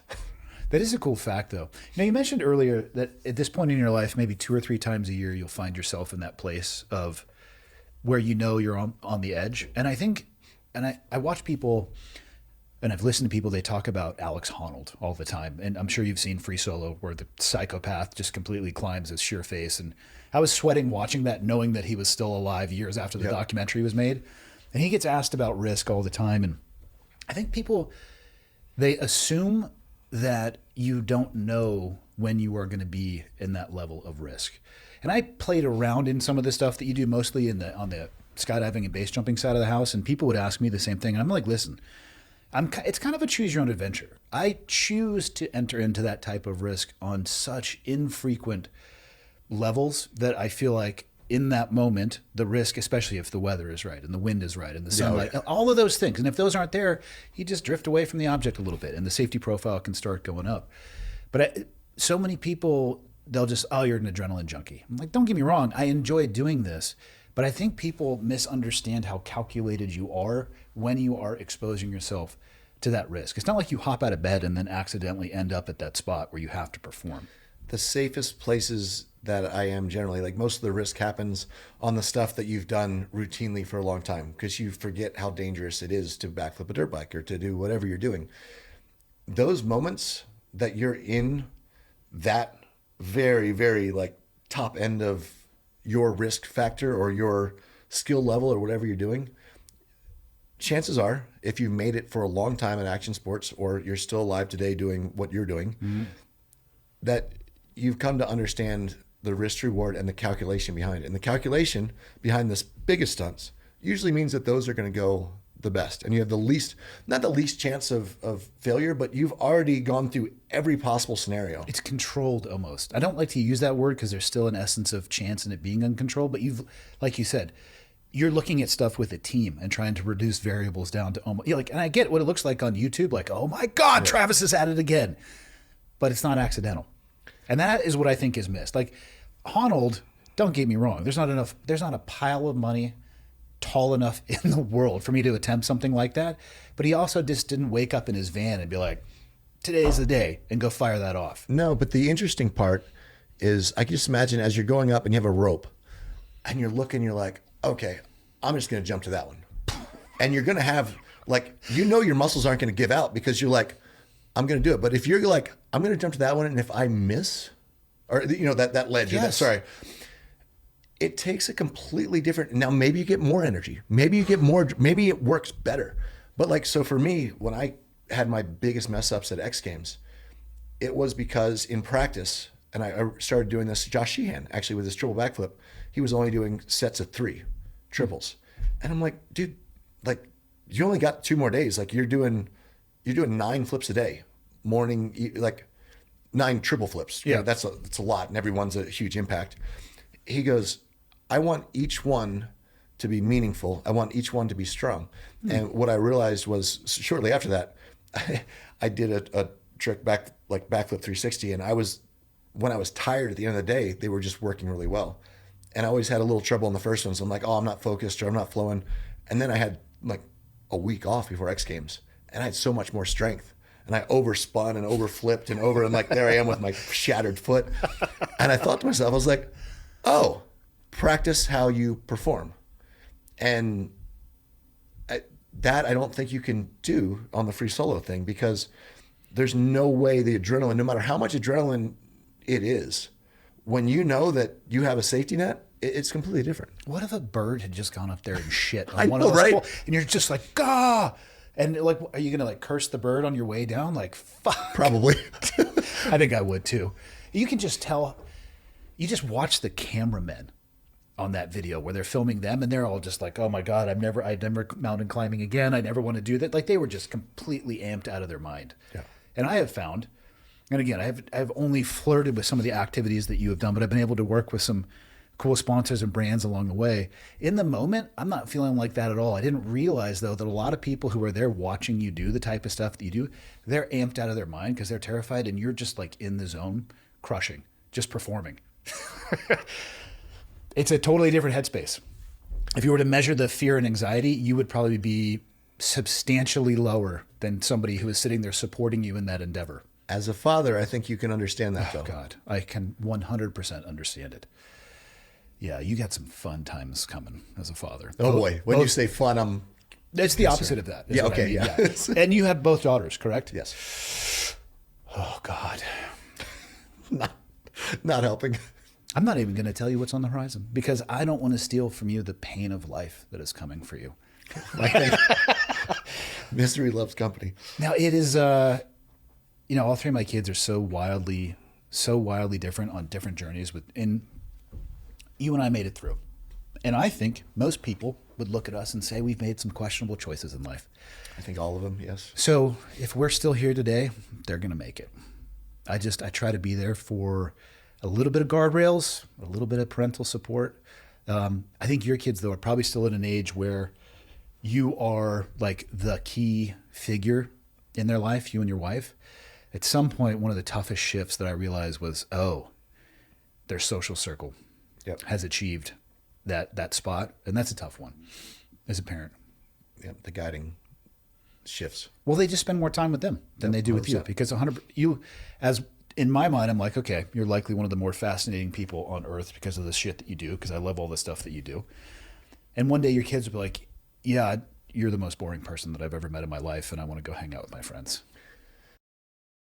It's brought to you by Firecracker Farm. You want to talk about things that integrate into my life? This product right here might be one of the easier ad reads that I do. I am putting this hot salt on just about everything. And I'm going to be the first to tell you I don't understand the chemical reaction and how it's able to pull the flavors out of everything I'm putting it on, from eggs in the morning to avocado toast to steak. Just about everything. I'm not a psychopath. I don't put it on fruit. I haven't tried that yet. I don't understand how it does it, how it pulls the flavors out, how it makes everything that I eat taste better, but it does. My recommendation to you is to head over to firecracker.farm to check out what they have to offer, because they have legitimately very spicy hot salts, but they also have new stuff like the vanilla heat flavor, which I'm pretty sure Alex's daughter had the idea for. They sent me some. It has been my absolute go-to. And then everything in between. It's going to come in these stainless steel push-button grinders. All you got to do is drive the plunger down with your thumb, and you can control how much. I don't have a crazy heat tolerance, so I'll generally use 1 or 2 pumps, but you can go as insane as you may like. So you can get them on firecracker.farm, or we actually sell these in the coffee shop here locally in Kalispell, or if you live somewhere that has a Black Rifle coffee, you can get them in store as well.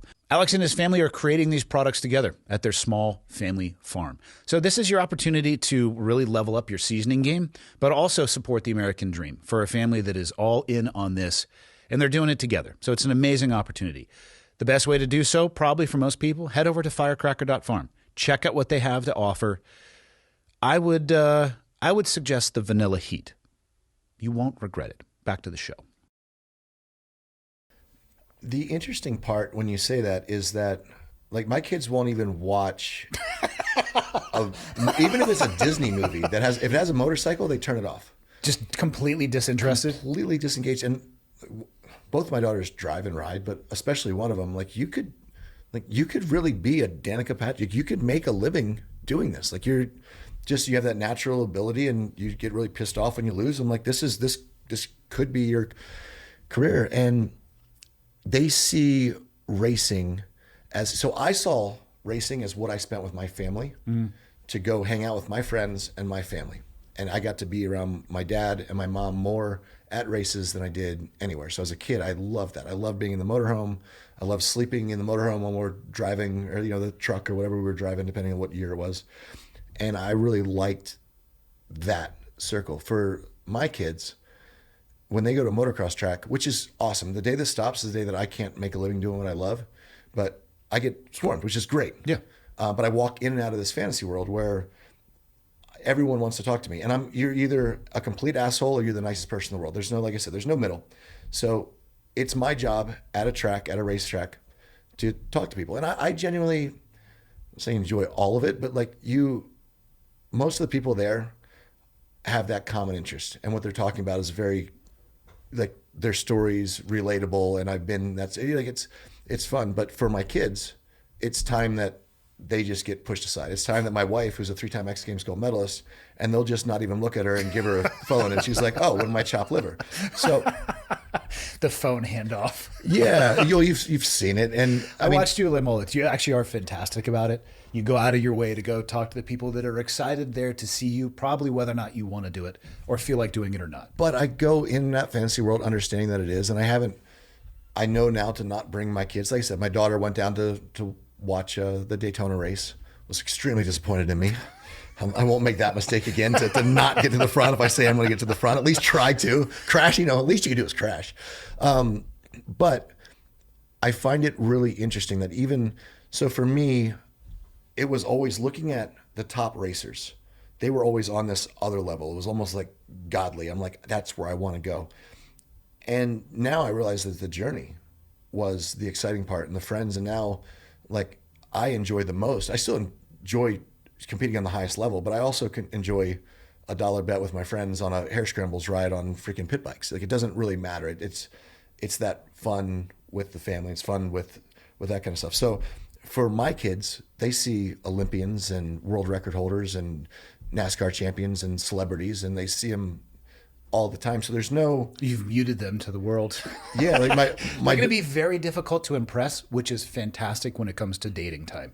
Yeah, I feel bad for They're like, oh, what? Oh, you're a straight A student? Yeah. Cool. What sports do you play? Oh, online gaming? Get out of here, dork. That's what I'm hoping for anyway. We'll see how that works. Your daughters are going to be really hard to impress, and I am thankful for that for you. On this, they're very confident, which is good, almost too confident at times, but I like the confidence a little bit.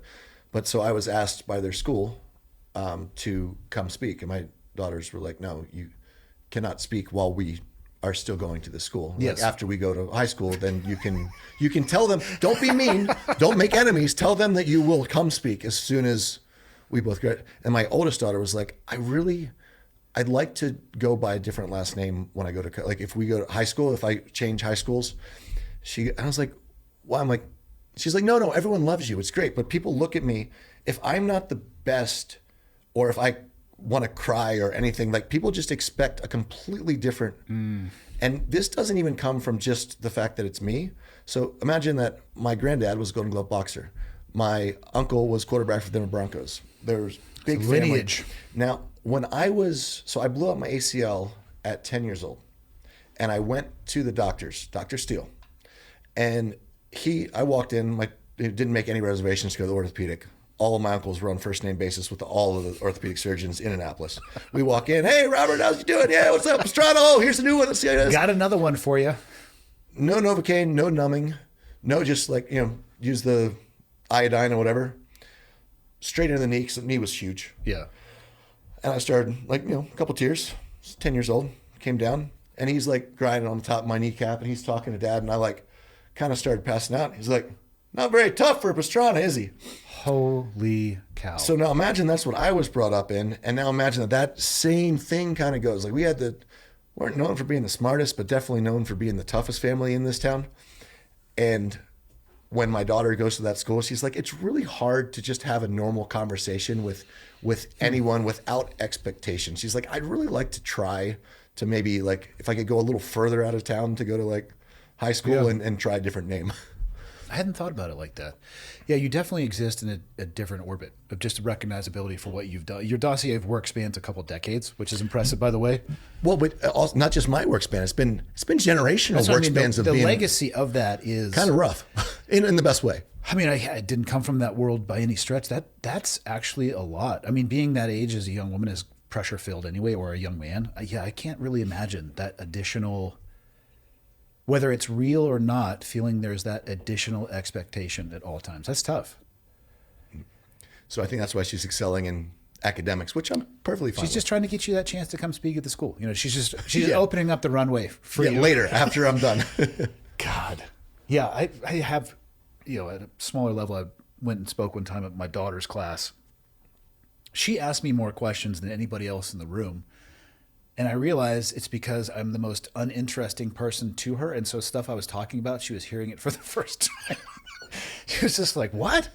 I'm like, Julia, take it easy. We can have this conversation. And then she never asked me about it again. So I still remain resoundingly the most uninteresting person to all three of my children, which is probably better because they don't have that level of expectation. That is probably good. So question, your father, you said Vietnam. Yes. Correct? So my dad, Vietnam, he wanted to be infantry, but he rode on because he's construction.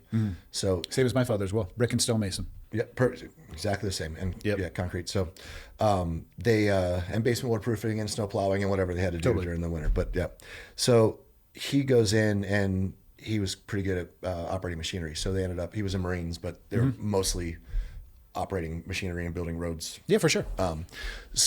But I always ask him questions, and I rarely. Luckily, we were able to do a podcast with Logan not too long ago. It's fantastic.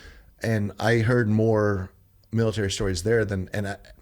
It's really. Does your dad talk? I find there's. No, My dad was on the first squadron of patrol boats, the Mark Ones that went into Vietnam's when they were messing around with the jacuzzi jet engines. Yep. When I was on the Mark Fives, so the lineage from where they started to where they were. And he, maybe regretfully so, was the first person that had ever mentioned the word SEAL to me. He wasn't a SEAL, but they were in an insertion and an extraction platform. And it hooked me right from the beginning. But growing up, never talked about his time in Vietnam. We moved to Montana. We were living down in Missoula when I was very young. I remember that it snowed and I got in trouble for throwing snowballs at cars, which is what young men Makes sense. should be doing, honestly. Don't put a rock in the middle of it, but yeah, plaster your neighbor's cars. And I remember one time he was, sorry, Dad, out in the backyard in the snow and just his tidy whities, just yelling. What are you doing? And come to find out, the reason that we lived there is my mom gave him an ultimatum. And she basically said, you need to get your shit together. I'm taking the kids and leaving. And he had, as most people from Vietnam, that they didn't get the welcome home that my generation of people in the military have, which an argument could be made that has gone even just too far with the welcome home and the pedestal that sometimes people are put on.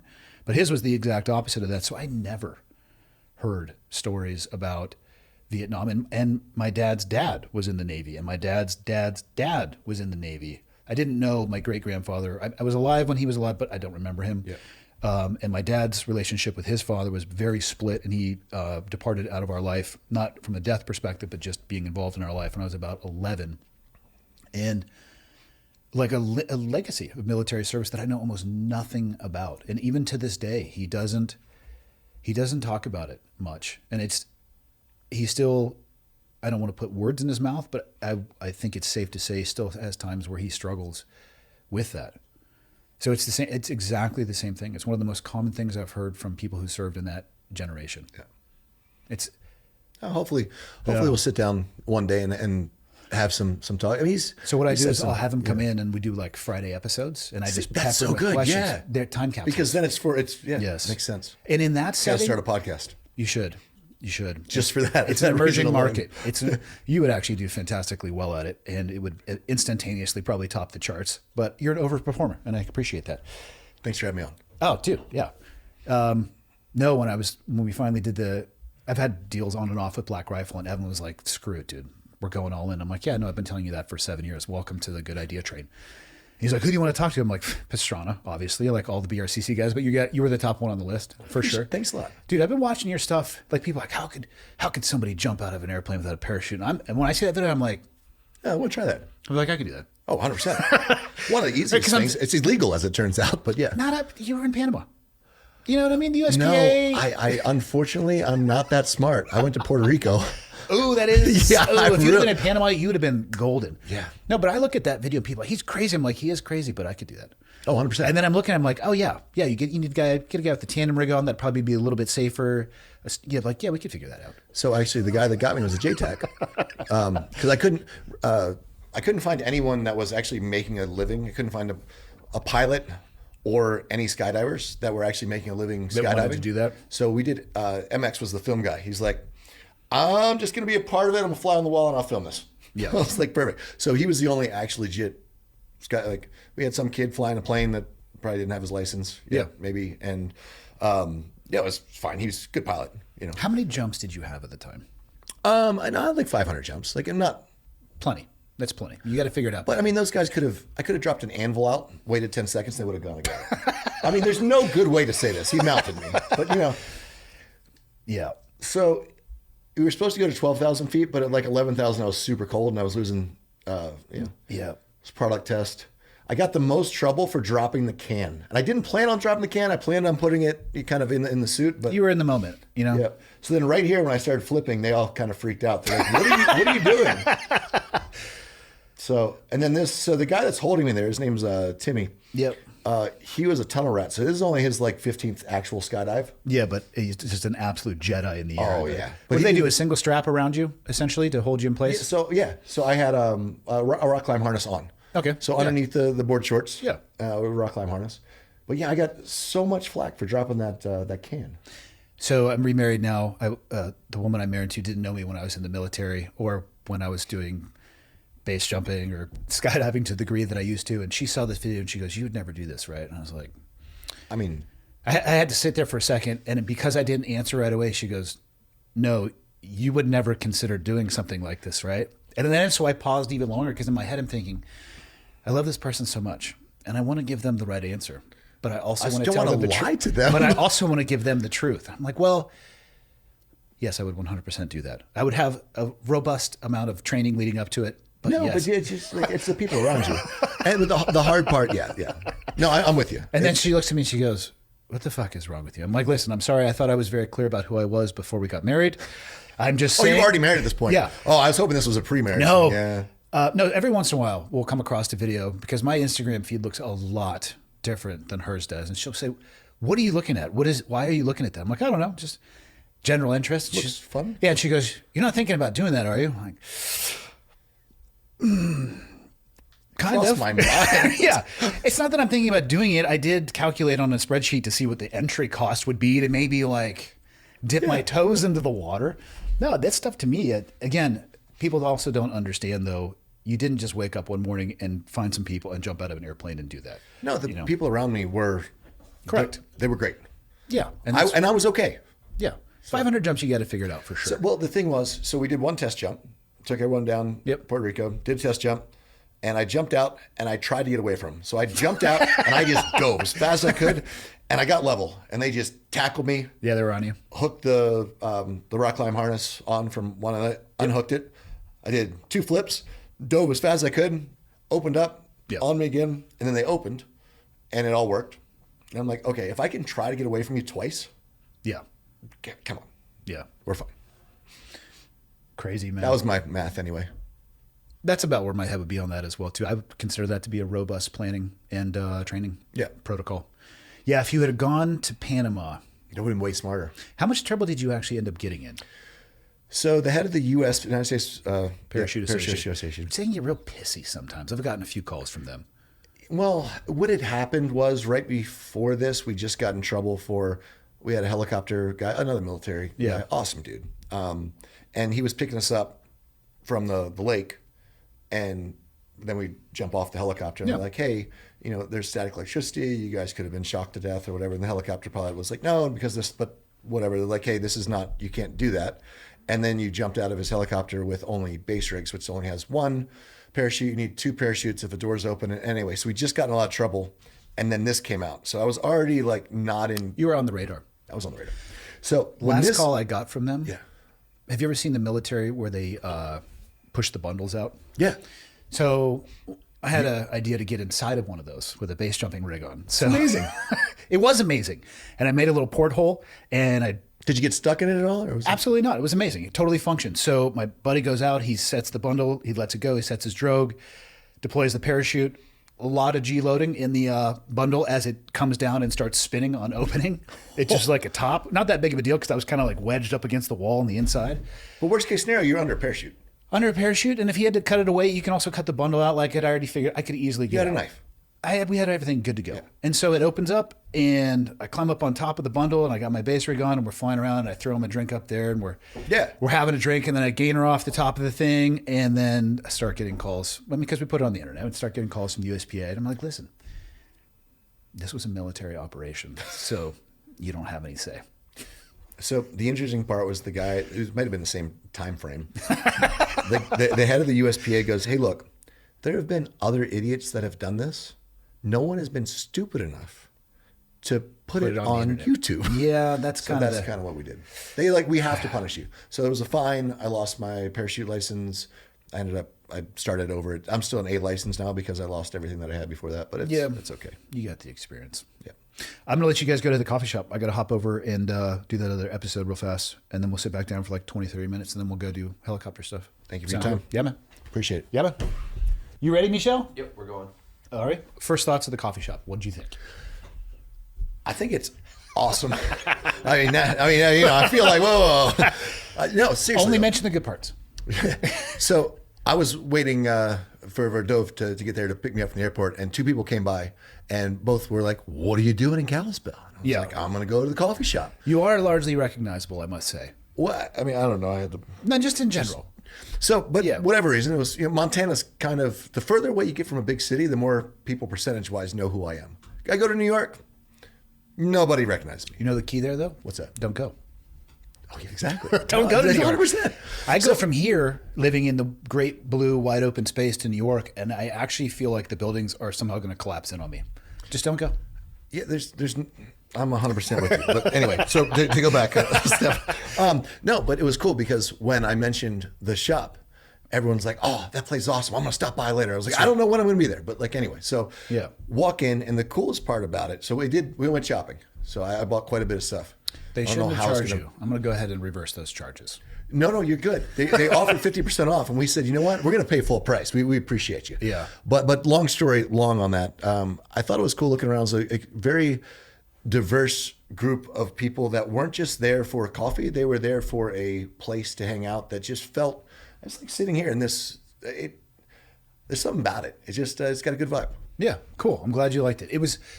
It's funny you mentioned hanging out and enjoying the space. The original idea came from my first business partner and I were talking about where would you go in town if you wanted to have something that is social, but also the chance to do a business meeting. So it could be like a combined space, but also a little bit separated. It didn't exist. So we had the wild ass. Well, I mean, there were kids there. I swear they were doing, it looked like they were at a homeschool group that was the group together, or they were 100%. Working on a project of some sort. Every morning we have a different group that comes in. A couple of the mornings, Bible studies from a variety of different congregations come in. We host firefighter stuff. There are families that come in there from home. It's exactly what we wanted it to be, which has been really cool. So, yeah. You have, I almost forgot to ask you, tell me about the wind tunnel that you own. I own a very expensive Erecta set. It's actually not a tunnel, right? It would be, what would you consider this thing? The world's largest outdoor wind device. So let me go back to the start of this. I have some friends in the tunnel industry, let's say, that like skydiving and all that, the good stuff. And I was looking into seeing if I could, for a YouTube episode, fly one of my children with a couple fans. How do we build this? Yep. We failed miserably.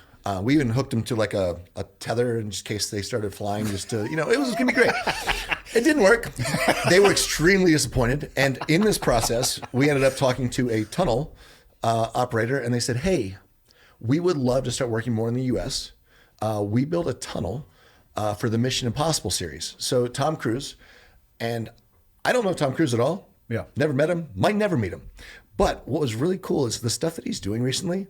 He goes, hey, I want to do this stunt or be a part of this or go race, even, Brad Pitt. He's like, I want to go race cars. Yeah. So let's do an F1 movie. So these actors that have gotten to that level are actually doing really cool stuff. Tom Cruise, hey, I want to fly a fighter jet. And I want everyone to experience this fighter jet. And what's going to separate this movie is that we're actually pulling the G's. You could see it. It's just like this stuff coming down on the face. Not green screen. No. So Tom Cruise goes, I want everyone to skydive.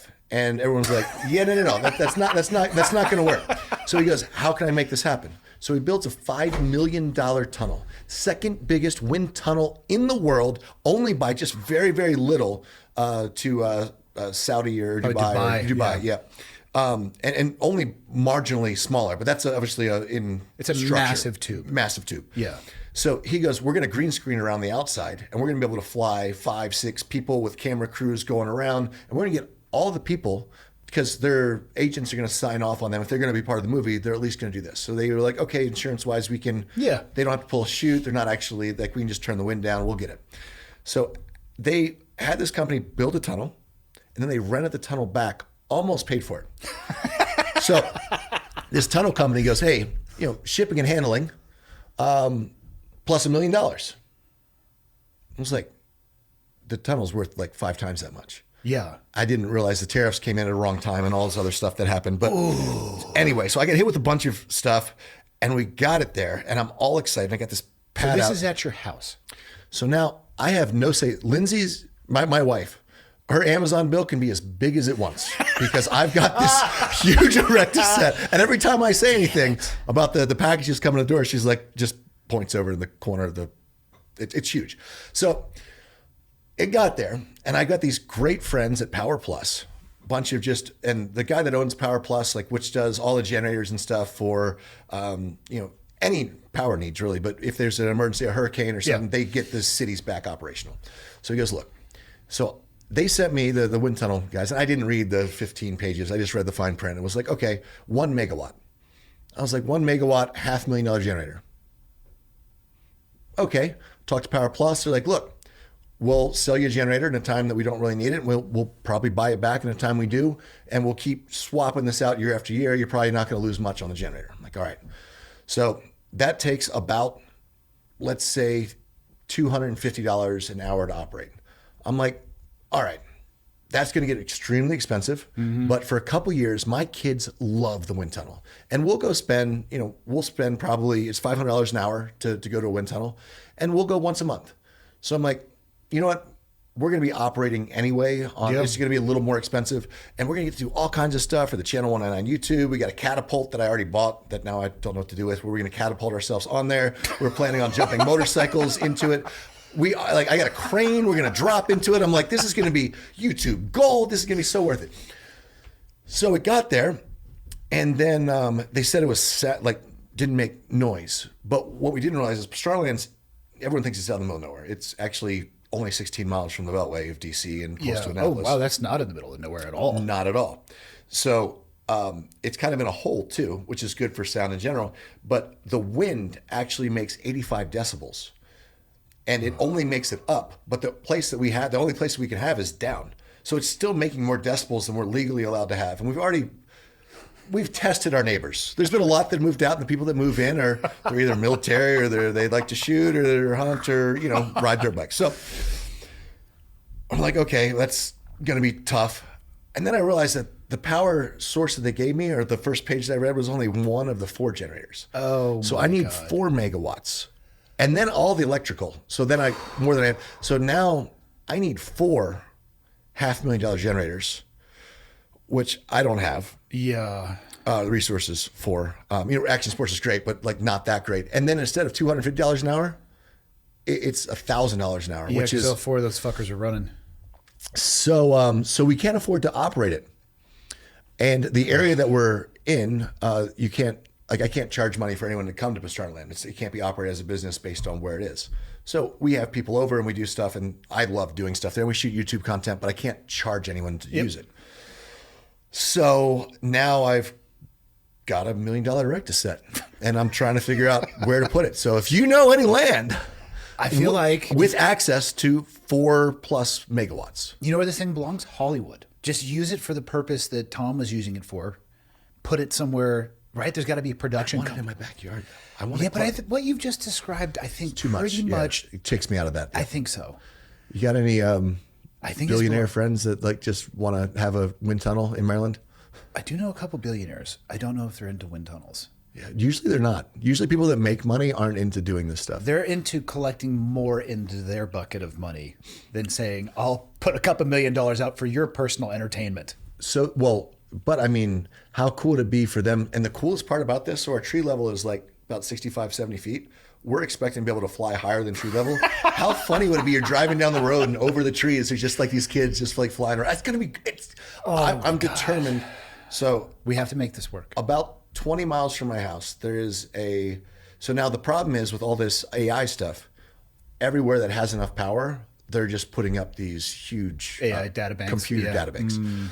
So, and Maryland is not, we're getting power already from Pennsylvania. So it's not, we might have to move states. I was thinking maybe, I don't know, Tennessee, Arkansas. Montana's wide open. But do you guys even have enough power in the state to run that? Yeah, we have everything. I mean, look, we have these lights on. We have the internet here. We have the lights We have on. running water. No way. That's great. Clearly we have, I mean, I don't know if this is enough to power the, I love wind tunnels too. That's why I asked about it. God, I have hundreds of hours in the tunnel. That was another thing that was great about being at one of those military units. And we'd go out to Arizona and they're like, all right, there's 4 of us. We need 60 hours. But also military contracts. I mean, Maryland's right in the heart of so much stuff. And yeah. So I was talking to, I don't know if you know Ray Kubiak. He runs. I know who he is. I don't know him. So it's like, we call him Wind Tunnel Jesus, for lack of a better Actually, I take that back. I know exactly who you're talking about now. Doesn't he run the tunnel down in VB? He does. Yeah, I know exactly. I've watched him do things in the tunnel in Arizona when he was the head instructor there. Yes, he used to, and they was, yes, that I would very just, good. Like, okay, he's still and no offense to him, but for as old as he is, he's like this Yoda in the tunnel. He's amazing. Yes. So he's the one that he's helping us with trying to figure out where to do this and how to run it. But so Ray started running races, and now the good guys run races that have all these. Yeah. So they do it in Dubai. Oh, Michael, this is a good video. Pull up the wind tunnel. So they have all the streamers, and these guys race head down all the way through. But he goes, look, yours is open wind. So he goes, if you set up 2 poles, and even guys that aren't that good, he goes, you can get up to, I mean, because you got 40 feet, so you can get booking, right? So even people that aren't that good, he goes, have NASCAR races around. And he goes, if you come in and someone can't stop, they just check someone at like 40 miles an hour. They're going to go shooting off, and there's airbags around it. I'm like, this is going to be amazing. It's going to be the coolest thing ever. So I'm still determined that somehow we're going to find a place close to Maryland, or I'm going to move. I mean, I don't want to leave Pastrana land, but like, we got to make this wind tunnel work, because I'm in on this. I'm going to help out in ways that I don't even know are possible yet. All right, this has to happen. So for my kids, yes, here we go. So look at this. First off, so most of my time is in the Arizona tunnel. What would you say the Arizona tunnel is? 1/5 that size? Exactly 1/5. Yeah. I mean, this is unbelievable that these exist now. Can you imagine this size with nothing around the outside? We're going to take motorcycles over top. We're going to catapult into it. We're going to drop from cranes above it. We're going to have races. It's going to be, and the coolest part for me, everything that I do now is like, okay, I love my life. I love every second of racing. I love but as my kids are growing up, as you know, with kids that are a little bit older, like I'm realizing that I'm missing so much time when I go home. So my daughter was like, hey, check this out. And it was the world's biggest trampoline. And we'd already spent on this, we call it a super tramp, like so much time. Most of the time I spend with my kids, because they don't really like the motors as much. They do it, but more to humor me than to actually like love it. So trampolines, and they, double flips and spins, and they're going into cheer and all that other stuff, which I didn't think I'd be kind of grooming them for being cheerleaders, but it is what it is. So now I'm a cheer dad. But the trampoline has been great. So we got the world's biggest trampoline, because I saw it on YouTube, and everyone's like, "That's how big is that?" So they set the world record height. I did a backflip underneath of a guy going over top. He went 48 feet above the top of it. So 5 stories basically above, and it's 12 feet off the ground. He was above me when I took off, and he was still above me when I landed. When you say you did it back, I was going to say, just wanted to clarify. I assumed that there was a mechanical device of some kind. If I'm doing anything, there's dirt bike. I just wanted to make sure, I skip the basics a lot of times. But so that trampoline has now been the source of, I'd say, 50% of the quality time I spend with my kids. And I get a lot of people that come over like, I just never seen a grown man bounce on a trampoline. I'm like, dude, it's a good workout for me. Yeah. And it was a double bounce machine. So the kids are, my youngest, I think she could do the world record. Not that we would, but I'm just like, she's like, her air awareness and just giggling the whole time. So for me, I'm like, okay, Lindsay, my wife, I'm like, yes, this is spoiling your kids, but this is as much for me with them to have those moments on that trampoline with my children giggling, where totally it's worth it. So if we could do this one tunnel, there's no future in it. I mean, maybe there's some competition or some stuff, but if I could make some of the money back-ish on YouTube and have a lot of fun with my friends, and I get to spend time with my kids doing something they're passionate about, I'm finding a way to run out in Maryland. That's what you got to do, man. That's it. You just got to decide that you're going to do it, and then reverse engineer your way into it. Plus, I still feel like movie companies will hit you up from time to time, because that is cheaper. Like Tom Cruise is unique in the fact that he does all of his own stuff. Like when he was jumping out over Dubai out of that C-17 for and like he did that. I think they did that at sunset like 13 times. Dude, he did like 10 jumps into what we did in the Grand Canyon, but he took a dirt bike off of a cliff. Yeah, all our Red Bull buddies were there too, watching that. Okay. Like, this is gnarly. You want to do it once? No, I want to do it 10 times. And he can do that stuff, but he's going to bump up against the same thing. The other actors that won't. There's a world where this somehow. No, Cirque du Soleil offered to rent it. Like I said, we got some military contacts. It could work. We only have to operate it like 40 hours a week to like break even. Basically a work week. Yeah. So, you got to put your own, like, it's got to be like you have the Black Rifle store. Yeah. And you're here. Yep. Like, it has to be able to, you have to have it's got to be its own vertical. Competent crew to run it. But I'm convinced that we could still have some fun. I'm in on this. We're going to make this happen somehow. And it might just be enthusiasm. That might be all I bring to the table. If you Because bring I definitely enthusiasm and then they just talk about it every now and then. Do you have any billionaires on? Just, hey, you guys want to fly? Because I don't have that. I'm short a few $1 million. Whatever millions you're short, that's exactly the number I'm short too. But I have enthusiasm about this and a passion for skydiving. I love the tunnels. All of my kids have been in them. It's such an easy way to expose people who have either a fear of heights or they're just trepidatious about getting in, common DZ aircraft, which are way different than the ones they're used to getting into. But this one has no roof. Like you'll literally, the good people on this are flying 60 feet above the top of this thing. Like, can you imagine? You're above the so trees. ridiculous. Because that's 20 feet above the ground. It's going to be amazing. How many blades underneath? 4. Okay. Yeah, we'll make this happen. I like Dude, out of all the stuff that you have done, what are you the most proud of? Like, what rises to the top? Because your list is pretty distinguished of things you've accomplished in your life. Bar none, the thing I'm most proud of is that I am 42 years old, making a living on kids' toys, having a chance most of my life to travel the world with my best friends and my wife, my family, and to right now be able to continue doing what I love, my passion, with the people I care about in this life the most. Does that mean I travel more than I'd like to do? Yes. Does that mean that every day is greater, that there aren't injuries? No. But the most not depressed. I'm a pretty happy person in general. Like you have an option every day to, no matter how bad it is, to say, this is where we are. And like you either smile or you don't. And it could be great and you could be unhappy. Or it could be horrible and you could be happy. Like Luttrell said, any day is with the right people. If you're in hell, it's still where you want to be. So my whole life as a child, and when I was young, I was 16 years old. I win Daytona. I get to meet Evel Knievel. Almost win the Supercross championship, win the Outdoor National Championship, youngest person to ever win the Outdoor National Championship, get selected by Team USA in basically the Olympics of motocross to represent the U.S. and the motocross of nations alongside Ricky Carmichael, who's pretty much the GOAT, and Ryan Hughes, who was doing some European races. And we won the motocross of nations, had 150,000 French people booing us, and we had to get security out of there. It was the happiest day of my freaking life. And I'm on the plane on the way home, and I was the loneliest I've ever been. Really? I had accomplished everything that I sought to accomplish really in life in that one year. I won X Games. I won, Outdoor National Championship and won the nations. Made more money than I had ever imagined I'd ever make on a motorcycle. At 16 years old, just bought my house. At 16? Yeah, no, my dad was awesome. He put in, our parents in general. Yeah. Mom was amazing with everything. My mom was always the one that believed in me. My dad was always the one that was like, hey, as long as you love it and you're working hard and you're getting good grades, like, I'll keep supporting you. I'll do whatever. But so we signed a contract. I was in a wheelchair at the time. I had shattered my pelvis, almost bled out. And we signed a contract with Suzuki.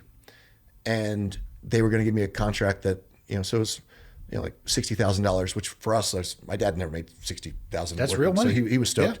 Yeah. And I was stoked. I'm 15 years old, signed this contract. And they had a win bonus, and the win bonus went through 10th. And I goes, you're going to pay him for getting 10th? He's like, no. He didn't say that to them publicly, right? Publicly. Oh, God. No, he goes, don't. No. He goes, take this whole thing. He goes, put it to first. And Suzuki's like, okay, like, there's been no 16-year-old that's won the chase. Sure. Yeah. They took, and David Bailey had done that before, and Doug Henry had done it, and we had heard about it.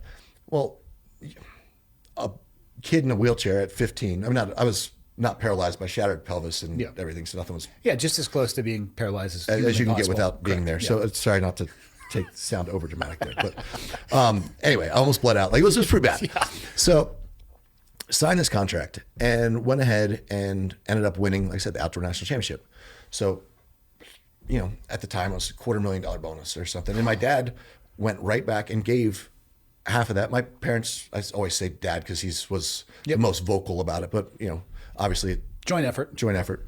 And he gave a lot back to all the people that helped me get there. And it was interesting because as I was hurt over the years, those people that helped get there and that crew was always there for me. I think that's a lot because my parents were really good about saying, hey, this person's going to pay you more, but this person's there for you. This person cares. And they really built up this family around me. And I think that's a big reason why today I'm still in these sports, still able to make a living doing what I love to do. It's not because of what I do. It's because of the opportunities provided by the people around you that are helping you accomplish those goals. But yeah, so that was really, really cool for everything had happened. We're making money. I bought a house at 6. I didn't know what to do because my parents moved in with me because we had like 3 mortgages on that house. That's the worst way to buy a house, and then your parents pile in. Right. But I was like, okay, so I had the master bedroom. Like I had a girl that came over. I was like, brought a girl on a date, and she's like, why do you have the master bedroom? I was like, oh, it's my house. And she left. She didn't believe me, but I was like, I didn't know what the next step. But anyway, when I was 18, they moved out, so it was really cool. I can't fathom having that money at 16. If I had made $250,000, I would have spent at least $375. So it took me a second on the math. Yeah, that makes sense. I would have 100% like, I definitely need to invest in a pyramid scheme and several new cars. And yeah, I would have somehow spent 1.5 times. So I spent all the money, but it was all on stuff that ended up helping start Nitro Circus. Yeah. I bought, so the first thing that went up was a shed, so we could have a place for motorcycles. I bought an old tractor, so we could build the tracks, water truck, and then foam pit. And after the foam pit, which we started learning tricks, and X Games was coming on, and we got all the video stuff, and then the house went in. So you reinvested in yourself? And always. So instead of buying one car for show, I would buy 20 field cars. And we go have a blast, and we destroy all the cars. We learn how to use them, how to fix them, how to, and we get that driving experience that eventually turned into me having a rally career. So my dad was, I keep saying dad, my parents were really good on saying, hey, this isn't going to last. Mm-hmm. They always said, but dude, any day that you can do what you love, ride that train till the wheels falls off, and never take a contract for the money. Because like I said, my uncle, one of the best athletes ever came out of Maryland, still construction in the summers and still teaching, health and stuff at community college. He's like, the chance of you making a living in a hobby is so slim, but enjoy that hobby. Enjoy every second of it. And if you don't wake up with a passion, because you could kill yourself any day. You could knock yourself out. You could change your life. You could get paralyzed. Like, you're lucky you're not there now. So just make sure that you love it, and we'll support you no matter what. And I think that was the best thing that my parents did. And maybe I would have won more championships if my parents were more focused on winning. But I have had the happiest life when I was, like I said, 16 years old and won everything. And I was like, Mom, Dad, I don't know that I want to be a racer. And I turned down a really expensive, a really lucrative, thank you for the adjective, very great contract to spend almost all of it to race rally car. And then when we got fortunate enough to meet up with Ken Block and really build rally, that gets in the X Games, all of a sudden making really good money in rally, and said, well, we won 4 straight US championships. What's next? And I put almost all of that money into trying to turn left in NASCAR. I didn't make it in NASCAR, and I had to go back to touring the world with my friends, and kind of built that empire of like, how can we have the most fun? What do we want to do? We want to travel the world. We want to go to Australia. We want to go to New Zealand. We want to put on shows and just push each other with our friend group. And because of what my parents had set up for me and given me that platform to be able to kind of understand the business side of it, but also to understand that this is, and it doesn't work like that for anyone. I got very lucky, but I was always felt like I was working with house money. And instead of saying I got to, and always keep what you can in the bank, and did the best we could. But if I believed I could do something, like if you're going to do it and you're going to be successful, I found out that you have to be all in. Like, and that's why, I mean, I'm not saying I would have been successful in NASCAR, but I knew at that moment, I'm mid-20s, I'm battling 16, 17, 18-year-olds. And at that time it was Kyle Larson and Chase Elliott and Bubba Wallace were kind of the guys that were winning the Can-Am series, that are all right now winning the Cup series. But I'm like, they're already equal to better than me at NASCAR. They're 16, 17, 18, and they are doing 120 to 150 races a year. They're racing 3-4 times a week. They're driving a car every day. I just had my first child. Am I willing to do more than that? Because if I'm not willing to do more, I'm not going to ever be as good as these kids. And at the end of the day, my answer to myself was, stop spending money because you're not willing to do what it takes to be the best. And not to say you would get the best, but that's the bare minimum. I get it, man. Did you ever think you were going to be 42 when you started down this path and in a wheelchair at 15? Was 42 even a concept? Did it ever cross your mind? No, and I'm almost 50 now. I'm like, I mean, I remember being 16 and thinking people like just humans just die at 30, right? I mean, nobody's ever lived longer than 35, probably. I remember my dad was racing Loretta Lynn's national championships in the 40 plus class. I was like, that is so old. I can't imagine riding a dirt bike at 40. 42, I'm like, I can't imagine not riding a dirt bike. What do you have last on your bucket list? Like, do you have anything out there? Some over the horizon, like I might actually want to really do this ideas? There's always bucket list ideas for sure. I mean, I would love to win the Baja 1000 in the top class. There's a lot of things, but when I look at what I'm willing to do, and I laugh so much at YouTubers. I not laughed at them, but I was always kind of poked at them. And just because I didn't know about it, no offense, like podcast, YouTube, all this stuff. I'm like, I don't know. I wanted to be the best. I wanted to win. I wanted to do that kind of stuff. And then I started looking at Cletus McFarlane. And I'm like, he's having more fun than any racer I know. He's racing everything he wants to race. He's got all of his best friends around him. And he's making a good living, spending time with his friends and family. I'm like, all of my pre-existing, like, not animosity, but jealousy or whatever, I'm like, that's what I want. So if you were to say, what do you want to accomplish? When I was 16, I realized that being the best wasn't what truly made me happy. It gave me a platform to then travel the world and start Nitro Circus and do that with my best friends. I still want to compete. I still need that in my life. I still race rally because I need to go out there and hate my competition and do whatever it takes and bend every rule and find every gray area and just that psychopath of I deeply understand what you're saying. Trust me.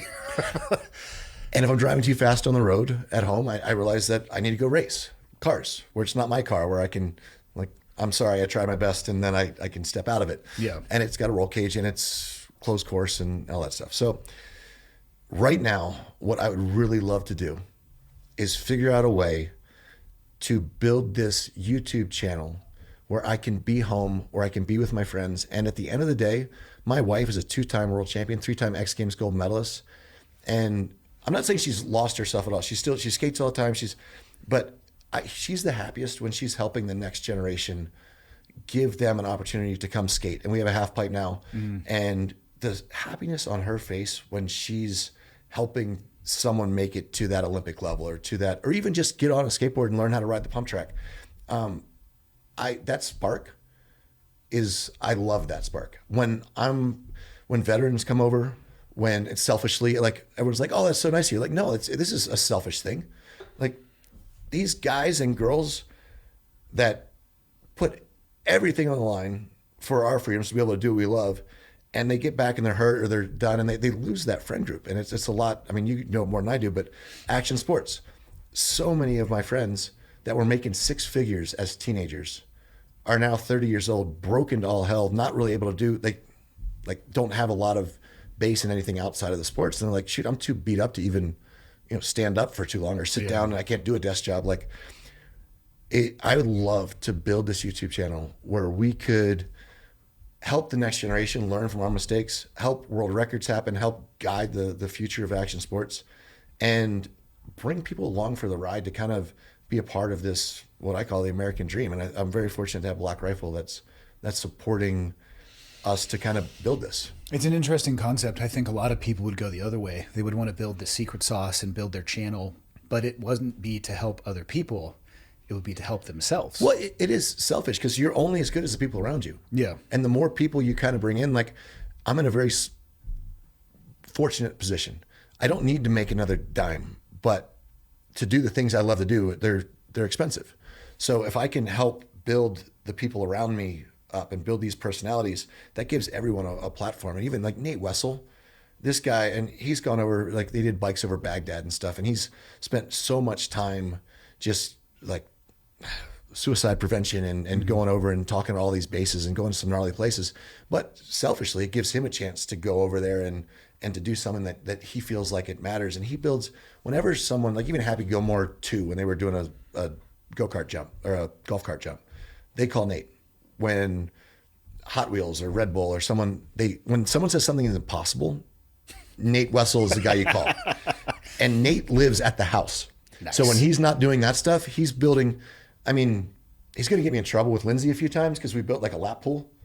And before we even swam in it, he had a loop for a boat and he put a jet boat in the lap pool, which totally makes sense. To me, that's actually very reasonable. Extremely. Why you built the pool to help facilitate the loop, not the other way around. It was the loop first, and then the pool was just the add-on because you needed it for the loop. That's the way I think about it. Pool was never for laps. It was just a landing zone for the loop. So it was funny because my wife says, this is why we can't have nice things. And Nate goes, he looks at her and he smiles. He goes, this is why you have nice things. Correct. And I was like, that's pretty good. It's so right. You want to pull up the loop for him real quick? Oh, yes. Like this, I was lucky that it kind of worked. I still can't believe that tunnel. My God. Right. But imagine that. So it's only like a half a foot smaller in diameter than that. Which you'd never notice in person. No, but plus you don't have walls. So really you can kind of, you can get further. I'm glad it has airbags. Yeah. Yeah. Here we go. Yeah. So this was Wessel. This took him less than a week to build. And of course we would have built the loop smaller, but he wanted to be able to jump a limo through the loop, which we didn't get a chance to do there, but he put bicycles through it. So yeah.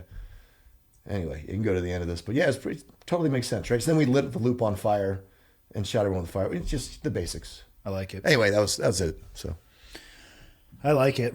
Well, we're going to go film a little bit of content. What do you want to leave everybody with? That is an extremely deep question, but I feel like if I could say anything to anyone that's out there, the people that love what they do and they surround themselves with people like you look around you and you feel like if someone is doing something that you want to do, be around that person. Surround yourself with the best people you possibly can. Go for it. If you're going to go for it, freaking go for it. Because every single day that you spend doing something you love, it's not a wasted day. I agree, man. So I feel like if you're getting into sport because you want to make money or you want to be famous, fame is the redheaded stepchild of success. And you're not going to outwork someone that wants to be there, that dreams of being there. So no matter how much money someone pays you, it physically will not be enough to override the pain and the sacrifices and just the passion. So if I were to leave anyone with anything, it's freaking chase your dreams, man. Love what you do and see where it ends up. Sometimes you got to push the chips in, man. Not sometimes. I feel like you can't be stupid with it, but sometimes you can. Yeah, I've done that. That's where I have too. But again, we're lucky to probably both be sitting here. But that's where the juice is, man. I look back at the most memorable things in my life, and they were not without risk. That I had to sit there and think about and contemplate, and what's this worth? What am I potentially risking? All of those things. But on the other side of that was the stuff that sticks with me. After 48 years. And it's rarely worth it to anyone else. Yes. I don't mean like you sacrifice that, but no, they just don't understand the calculus because they're not in your head with the conversation. They don't know what it means to you. You can't ever look at somebody and say, I know what this means to you, because you're not inside of their body. Yeah, I know what you're saying for sure. Well, cool, man. Let's go. Let's go. Helicopters, right? We're doing helicopters. Yeah. Do you want to fly it? I'm not gonna say no. I'll start it. Oh, thanks. And get to a safe distance.